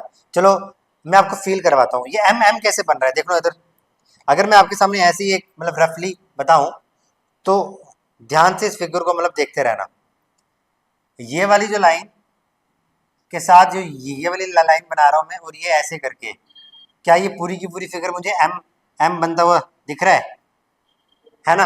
ये पूरा का पूरा एम एम था मेरे पास। तो इसीलिए इस कॉन्सेप्ट का नाम क्या है, वो एम कॉन्सेप्ट है कि भाई एम के अंदर वाले जो एंगल्स हैं उनका सम हमेशा बाहर वाले जो एम के बाहर बन रहा है उसके बराबर होता है। अब मैं आपको इसकी एक्चुअल में, अगर आप चाहते हो कि इसकी मैं आपको एक्सप्लेनेशन दूं तो मैं आपको वो भी दे सकता हूँ। देखो कुछ नहीं करना होता आपने, तो यार ये क्या हो गया, मैंने पेन ही नहीं किया था चेंज, शेप्स में जाने का पड़ी, शेप्स में जाएगा पड़ी। चलो अब देखो मैं आपको फील करवाता हूँ। समझो कि जैसे ये कोई एक लाइन है, ये मैंने मान लिया ये इसके सेंटर से पास हो रही है ना? तो देखो क्या होगा, क्या इसमें ये एंगल थीटा है, तो मुझे एक चीज बताओ, ऑल्टरनेट इंटीरियर एंगल से ये वाला एंगल जो होगा ये भी क्या हो जाएगा, थीटा। भाई ये पैरेलल लाइन मैंने ड्रॉ कर दी इसके, तो ऑल्टरनेट इंटीरियर एंगल ये थीटा तो ये भी थीटा। सेम अगर ये दोनों पैरेलल है तो ये ए और ये भी क्या हो जाएगा, ए। तो ये दोनों को मिला के एक्स ही तो है, तो एक्स किसके बराबर आ गया, थीटा प्लस ए आ गया ना, तो गया। और यही तो मैंने आपको बोला, तो इतना झमेला ना याद करते हुए सिंपली आपने याद रखना है एम। अब ये एम आपका किसी भी तरीके से बन सकता है, अगर ये एम आपका जरूरी नहीं इस साइड से बनेगा, हो सकता है इस साइड से भी बने, तो भी आपने याद रखना है कि एम के अंदर वाले एंगल जो बन रहे होंगे वो हमेशा बराबर होंगे बाहर वाले के सम के। तो ठीक है, तो सर ये था आपका सारा का सारा लाइंस एंड एंगल्स। आपका लाइंस एंड एंगल्स यहाँ पे फिनिश हो जाता है। एक सेशन और करेंगे, मैं सोच रहा था कि इसकी कुछ आपको क्वेश्चन भी प्रैक्टिस करवाता, बट अभी बहुत ज़्यादा गर्मी है तो यहाँ पर नहीं हो पा रहा है, तो एक लेक्चर और लगेगा, उसमें मैं आपको इसके क्वेश्चन प्रैक्टिस करवाऊंगा, फिर हम आगे बढ़ेंगे अपने नेक्स्ट चैप्टर की तरफ, दैट इज ट्रायंगल्स। ठीक है, तो जितना मैंने आपको लाइंस एंड एंगल्स पढ़ाया उसको ढंग से रिवाइज कर कर आना, और लाइंस एंड एंगल्स हमारा खत्म हो गया है, अब हम बढ़ेंगे ट्रायंगल्स के ऊपर। डन। तो मैं मानते हुए चल रहा हूँ कि आपको सारी चीज़ें बढ़िया से समझ आ रही है। इफ़ यस तो प्लीज़ हमारे इस चैनल और इस जो आपका पेड कोर्स है उसको ज़्यादा से ज़्यादा अपने दोस्तों में शेयर करें। मिलते हैं नेक्स्ट वीडियो में, टिल देन टेक केयर, जय हिंद जय भारत गाइस, थैंक यू। करते हैं आज के सेशन को। तो जैसे कि मैंने आपको बोला था कि लास्ट लेक्चर में हमने बातचीत करी थी किसके बारे में, लाइंस एंड एंगल्स के बारे में। आज उसी के कुछ प्रैक्टिस क्वेश्चंस करेंगे डिस्कस, और इस चैप्टर को फाइनली फिनिश करेंगे। ठीक है, तो स्टार्ट करते हैं। देखो आपकी स्क्रीन पे ये पहला क्वेश्चन हमने डिस्कस करा हुआ था, सप्लीमेंट्री एंगल वाला, कोई दिक्कत नहीं है। आज का जो आपका सेकंड क्वेश्चन रहा, देखो ये है आपकी स्क्रीन के ऊपर, बड़े इंपॉर्टेंट सवाल रहेंगे, तो प्लीज ध्यान से करना है ना। ये आपका क्वेश्चन नंबर फर्स्ट हो गया था, ये क्वेश्चन नंबर सेकंड है आपका। कैसा है क्वेश्चन नंबर सेकंड? डन। तो क्वेश्चन सेकंड में इसमें आप वैल्यूज देखो, मैं आपको वैल्यूज दिखाते जाता हूँ। यहाँ पर ये आपको कह रहा है सर ये वाला एंगल आपको गिवन है कितना, ये वाला एंगल आपको गिवन है 45 डिग्री। इसके बाद आपको वैल्यू जो गिवन है वो है, इस वाले एंगल की वैल्यू गिवन है कितनी है, 130 डिग्री, और आपको बोला जा रहा है find the value of angle theta. इस क्वेश्चन में ये है, फटाफट से इसको सॉल्व करो, मैं तब तक के लिए आपको डाटा लिखवाता हूँ अगले क्वेश्चन का। यहाँ पर है सर 135 डिग्री, ये वाला एंगल जो है, एक सेकेंड, ठीक है ना,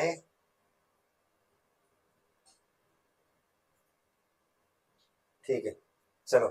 यहाँ पर कह रहा है ये वाला जो एंगल है सर ये कितना है, 135 डिग्री है। ठीक है, इसके बाद आपको बोल रहा है ये वाला जो एंगल है ये 40 डिग्री है, और आपको वैल्यू निकालनी है किसकी, इस थीटा की वैल्यू निकालनी है। ठीक है, find the value of theta. ये आपके पास डाटा है, बताओ भाई।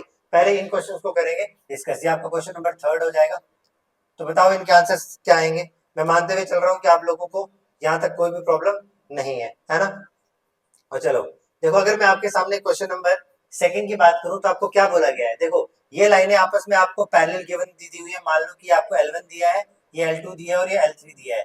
ये मान ये L1 is parallel to L2 is parallel to L3 है। ठीक है, अब मुझे एक चीज बताओ, आपको निकालना है क्या है, थीटा। ये वाला एंगल आपको क्या है, गिवन है, और ये भी आपको गिवन है। मुझे एक चीज बताओ, अगर ये वाला एंगल आपको गिवन है 45 डिग्री, है ना, तो आपको मैंने एक चीज बताई थी, अगर आपको ये थीटा निकालना है तो आपको ये दो एंगल पता होने चाहिए, तो निकल जाएगा। देखो ये दो लाइंस के बीच में क्या है, ये पैरेलल लाइंस है। तो मुझे एक चीज बताओ, कॉरेस्पॉन्डिंग एंगल्स मैंने बताए थे एक छोड़ के, अगर ये 130 है तो ये भी कितना होगा, 130 ही होगा, है कि नहीं। अगर ये 130 है तो ये भी कितना होगा, 130 ही होगा। क्यों, corresponding angles. In the same manner in दोनों का सम याद करो, कॉरेस्पॉन्डिंग इंटीरियर एंगल का सम कितना होता था, 180 होता था। अगर ये 40 है तो साहब ये कितना हो जाएगा, 180 माइनस 45 करोगे, 180 में से 40 करते हैं तो 140 आता, 5 और कर दो 135, ये वाला एंगल कितना आ गया, 135। अब मुझे एक चीज बताओ, ये प्रॉपर एक स्ट्रेट एंगल कितना होता है, 180 डिग्री का। अगर ये 130 डिग्री है तो ये कितना हो जाएगा, 50 डिग्री। अगर ये 135 डिग्री है तो ये कितना बच जाएगा, 45 डिग्री। अब इस ट्राइंगल में देखो, इस ट्राइंगल में तीनों एंगल का sum theta degree plus 50 degree plus 45 degree किसके बराबर, 180 डिग्री के बराबर। क्योंकि ट्राइंगल के तीनों एंगल का सम कितना होता है, 180। तो थीटा की वैल्यू कितनी आ जाएगी, 180 डिग्री माइनस 50 और 45 कितना हो गया, 95 डिग्री। तो थीटा की वैल्यू कितनी आ जाएगी, अगर ये 100 होता तो 80 आ जाता, तो 85 डिग्री। कितना आंसर आ जाएगा आपका, थीटा इक्वल टू 85 डिग्री। ये आपका आंसर बन गया। क्या बन गया, ये आपका फाइनल आंसर निकल के आ गया इसका भाई। बोलो कोई दिक्कत यहाँ तक किसी को, कोई दिक्कत? तो ये आपका आंसर निकल के आ गया, थीटा इक्वल टू 85। ठीक है यहाँ तक, लो जी, थीटा इक्वल टू 85 डिग्री आपका आंसर। डन। इस पहले क्वेश्चन में किसी कोई प्रॉब्लम, देखो लाइंस एंड एंगल्स है ना, वो काइंड ऑफ बड़ा आसान सा चैप्टर है। ठीक है, चलो अगला क्वेश्चन करो। डन। अच्छा देखो सेकंड क्वेश्चन आप लोगों की स्क्रीन पे ये रहा। सेकंड क्वेश्चन आप लोगों की स्क्रीन पे ये रहा, इसको करो ट्राई। क्या बोल रहा है, देखो याद करो मैंने क्या बताया था आपको, मैंने एम कॉन्सेप्ट पढ़ाया था। तो देखो क्या यहाँ पर एम बन रहा है, बिल्कुल बन रहा है सब। देखो अगर मैं आपके सामने इस फिगर को ऑब्जर्व करूं, देखना ध्यान से, ये वाली लाइन, ये वाली लाइन, ये वाली लाइन और ये वाली लाइन, क्या आपका एम कॉन्सेप्ट लग रहा है इसमें? देखो ये पूरा एम कॉन्सेप्ट बन रहा है। तो एम कॉन्सेप्ट में हमने क्या बोला था, इन दो इंटीरियर्स का सम बाहर के बराबर होगा। अब देखो अगर ये आपके पास कितना है, ये आपके पास अगर 135 है, तो ये पूरा एंगल कितना होता है, स्ट्रेट। तो ये वाला एंगल बचा हुआ कितना होगा, 180 माइनस 135 करोगे कितना आएगा, 45 डिग्री। तो बस आपको पता है थीटा की वैल्यू कितनी होगी, 45 डिग्री प्लस 40 डिग्री। क्यों, एम कॉन्सेप्ट से। तो थीटा भी कितना आ गया आपके पास, अगेन 85 डिग्री। लो जी, इसका भी आंसर कितना आ गया आपके पास, 85 डिग्री आपको आंसर देखने को मिल गया भाई। कितना आंसर देखने को मिल गया, 85 आपको आंसर देखने को मिल गया। ठीक है, चलो आपका आंसर आ गया, थीटा इक्वल टू 85 डिग्री। इसका भी आंसर 85 डिग्री आ गया आपके पास। डन है आदर, नेक्स्ट क्वेश्चन की तरफ बढ़े। चलो ये रहा नेक्स्ट पेज, ये आपकी स्क्रीन पे क्वेश्चन है। ये क्वेश्चन नंबर 3 हो गए थे हमारे। अब हम बढ़ेंगे क्वेश्चन नंबर 4 की तरफ, क्वेश्चन नंबर 4 की तरफ। ठीक है, इसका डाटा मैं आपको लिखवाता हूँ। लिखो, ये एंगल दिया आपको 30 डिग्री, ये एंगल आपको गिवन है कितना, 50 डिग्री। फिर आपको बोला गया है ये एंगल है भाई साहब ये 120 डिग्री, और आपको वैल्यू निकालनी है थीटा की। लो भाई, ये तो यार इजी इजी हो जाना चाहिए। यहाँ पर आपको बोला गया है सर ये एंगल कितना है, 110 डिग्री। ये एंगल आपके पास आर है, और ये एंगल आपके पास कितना गिवन है, 130 डिग्री। कितना गिवन है, 130 डिग्री। ये आपका बन जाएगा क्वेश्चन नंबर 4, ये बन जाएगा क्वेश्चन नंबर 5। बताओ कैसे करोगे, जल्दी से 1 मिनट का समय लो, फिर मैं आपको करवाता हूँ ये क्वेश्चन।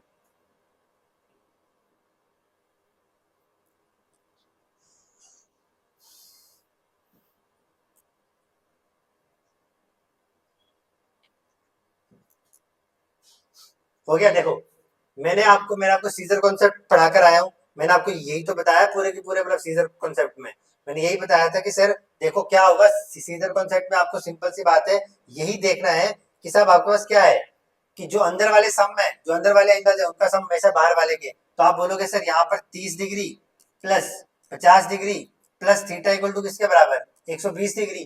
तो ये कितना बन गया, theta plus 80 degree equal to किसके बराबर, 120 डिग्री। तो आपने बोला थीटा किसके बराबर, 120 minus 80 is your what, 40 degree. ये आपका फाइनल आंसर आ गया। लो जी, कोई दिक्कत यहाँ तक, मेरे किसी भी भाई बंधु को कोई भी दिक्कत, जल्दी बता दो, है तो बता दो, नहीं है तो भी बता दो। चलो थीटा इक्वल टू कितना आ गया, 40 डिग्री। अब आ जाओ यहाँ के ऊपर, इसमें आपको क्या करना है। देखो जब कभी भी ऐसा क्वेश्चन आपको मिले ना, जो कोई मतलब लाइन आपकी मुड़ रही हो ना, उसको मेरे भाई सीधा कर दो। आप क्या कर दो, जो भी लाइन आपकी ऐसे मुड़ रही हो ना, उसको आप लोग क्या कर दो, मतलब सीधा कर दो। तो देखो अगर ये वाली लाइन यहाँ से मुड़ रही है ना, तो इसको मैं क्या करता हूँ, सीधा कर देता हूँ। तो हमारा क्वेश्चन क्या हो जाता है, आसान हो जाता है। क्या हो जाता है, आसान हो जाता है। इससे फॉर एग्जाम्पल ये वाली लाइन है, मैंने इसको मोड़ दिया। लो अब देखो क्या हो गया, अब ये लाइन जब आपने इसको आगे एक्सटेंड किया तो क्या हो जाएगा, आपको पता लग गया सर ये लाइन पैरेलल है और ये भी लाइन आपस में पैरेलल है। आपको पता है ये वाला एंगल और ये वाला एंगल क्या होगा, सेम, क्योंकि कॉरेस्पॉन्डिंग एंगल यही तो बताया था, एक छोड़ के अगला वाला। अगर ये 130 है तो ये कितना होगा, 50 डिग्री, क्योंकि स्ट्रेट एंगल 180 का होता है। ये 110 है तो ये कितना है, 70 डिग्री। पूछा क्या है, आर। तो इस ट्राइंगल का सम 180 होगा। तो R plus 70 degree plus 50 degree equal to किसके बराबर, 180 डिग्री। तो आप बोलोगे R equal to 180 degree minus कितना, 120 डिग्री। तो आर इक्वल टू कितना हो जाएगा, 60 डिग्री नहीं आ जाएगा। ठीक है, आर इक्वल टू कितना आ गया, 60 डिग्री आंसर आ गया आपके पास। 50, 70, 70 और 50, 60 डिग्री, बिल्कुल सही बात है। ये आपके पास क्या आ गया, आंसर आपको देखने को मिल गया भाई साहब। आपके पास आंसर मिल गया, आर इक्वल टू 60 डिग्री। बोलो यहाँ तक किसी भी विद्यार्थी को किसी भी सवाल में डाउट है तो प्लीज मेरे से पूछ लो यार, जल्दी से पूछो, जल्दी से बताओ जनाब, जल्दी से बताओ।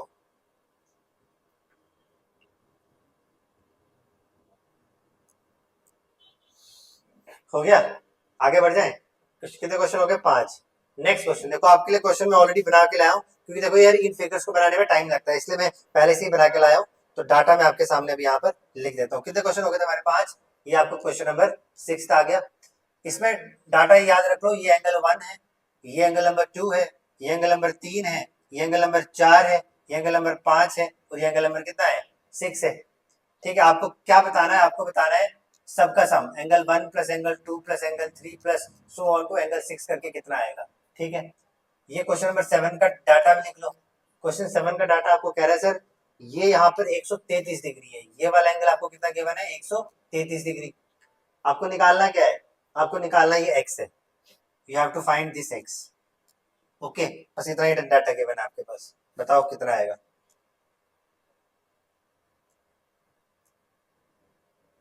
चलो बताओ। देखो यार, अगर आप ये पूरा एंगल का सम पूछा है तो बड़ा आसान है, बड़ा इजी बिजी सवाल है। मुझे एक से बताओ, ये जो ऑरेंज कलर का ट्राइंगल है, अगर आप इसको कंसीडर करो, देख रहे हैं जो ऑरेंज वाला ट्राइंगल है, अगर आप सिर्फ और सिर्फ इसकी बात करो, चलो एक काम करता है, इसको मैं फिल करने की कोशिश करता हूँ जरा एक बार ना। इसको अगर मैं फिल करने की कोशिश करूँ तो देखो, ये मैंने आपके सामने क्या बना दी है? ट्राइंगल बना दी है ना। तो ये जो मैंने आपके सामने बनाई है, तो ये वाली ट्राइंगल पे जब आऊंगा मैं, तो इसको भी मैं फिल करता हूँ, मैं रेड से बनाता हूँ। यस, देखो अब आपको ज्यादा हो जाएगा। ये जो ट्राइंगल आपके पास कौन से कलर से है? व्हाइट कलर से है। इसके अंदर एंगल 1, 3 और 5 है। तो क्या एक ट्राइंगल का सम आपको यही तो बोलता है कि angle 1 plus angle 3 plus angle 5 equal to कितना होगा? 180 डिग्री। बोलो हाँ है ना। इस क्वेश्चन को कंटिन्यू करते हैं। देखो यार, इस क्वेश्चन में आपको पूछा था कि आपको सारे एंगल का सम निकालना है। तो मैं आपको सिंपल सी बात बोल रहा हूँ, अगर मैं आपके सामने इसकी बात करूँ, ये जो आपके सामने मैंने फिगर बनाई है ना, ये काम करता हूँ, इसको मैं फिल कर देता हूँ किसी और कलर से, है ना। जैसे फॉर एग्जाम्पल मैंने इसको रेड से कर दिया। और अगर मैं आपके सामने बात करूँ इस वाले ट्राइंगल से, ठीक है, जैसे ये वाली ट्राइंगल है आपके पास, ये वाली, तो इसको भी अगर मैं फिल करना चाहूँ ब्लू से, तो देखो ये आपके पास क्या है? पूरी पूरी ट्राइंगल है। आपको इन सबका सम निकालना था। तो मुझे एक चीज बताओ, अगर मैं आपके सामने बोल रहा हूँ ये जो ट्राइंगल है अंदर वाली जो रेड से है, तो यहाँ से बोल सकता हूँ angle 2 plus angle 6 plus angle 4 equal to कितना हो जाएगा? 180 degree. In the same manner जो ट्राइंगल ब्लू से है, angle 1 plus angle 3 plus angle 5, ये भी कितना होगा? 180 डिग्री होगा। तो मुझे इन सबका ही तो सम पूछा है, तो आप स्टेटमेंट नंबर 1 और स्टेटमेंट नंबर 2 दोनों को ऐड कर लो। जब आप इन दोनों को ऐड कर लोगे तो आपको क्या मिलेगा? Angle 1 plus angle 2 plus angle 3, क्या मिल जाएगा? Angle 1 plus angle 2 plus angle 3 plus so on to angle 6 equal to कितना? 180। 180 कितना होता है? 360 डिग्री। तो ये आपका क्या है? फाइनल आंसर हो जाएगा। क्या हो जाएगा? ये आपका फाइनल आंसर देखने को मिल जाएगा। डन। ये आपका क्या हो जाएगा? फाइनल आंसर देखने को मिल जाएगा।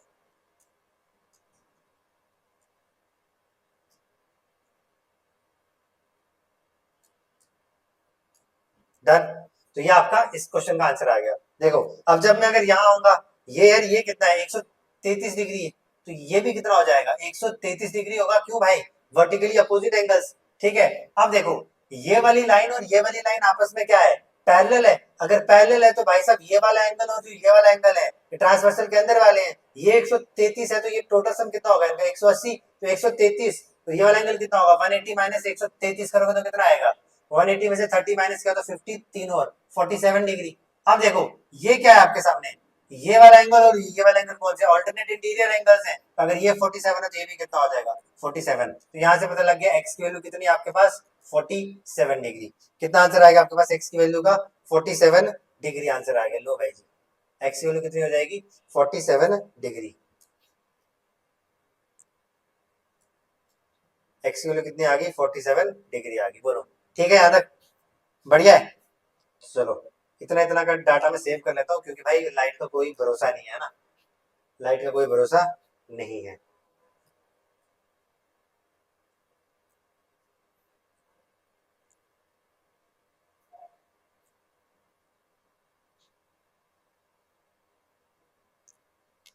ठीक है, यहाँ तक देखो ये वाले सारे क्वेश्चन हमारे क्या हो गए? डन हो गए, है ना। यहाँ तक कोई दिक्कत नहीं है। अच्छा, अब बढ़ेंगे आगे। नेक्स्ट क्वेश्चन आपको क्या बोला? देखो आप इसका डाटा लिखो। यहाँ पर आपको क्या बोला गया? ये वाला एंगल कितना है? ये एक्स है। ये वाला एंगल क्या है? वाई है। और ये वाला एंगल क्या है? जेड है आपके पास। ये पिछले वाले क्वेश्चन आपने कितने किए थे? कितने क्वेश्चन हो गए थे आपके पास? 7 हो गए थे। और ये कौन सा है? क्वेश्चन नंबर 8 था ये आपके पास, क्वेश्चन नंबर 8 था। और आपको निकालना क्या है? x:y की रेशियो आपको गिवन है। देखो x रेशियो y जो है वो आपको कितना गिवन है? 2:3। और आपको बोला गया y रेशियो z कितना है? y रेशियो z कितना है? 1:2 है। निकालना क्या है आपको? x y z। तो फाइंड, आपको निकालना है फाइंड एंगल y। आपको निकालना क्या था? फाइंड y निकालना है। ये क्वेश्चन आपके पास, बताओ भाई। देखो आपको इसमें रेशियो का कॉन्सेप्ट लगता है, आपको पता है x:y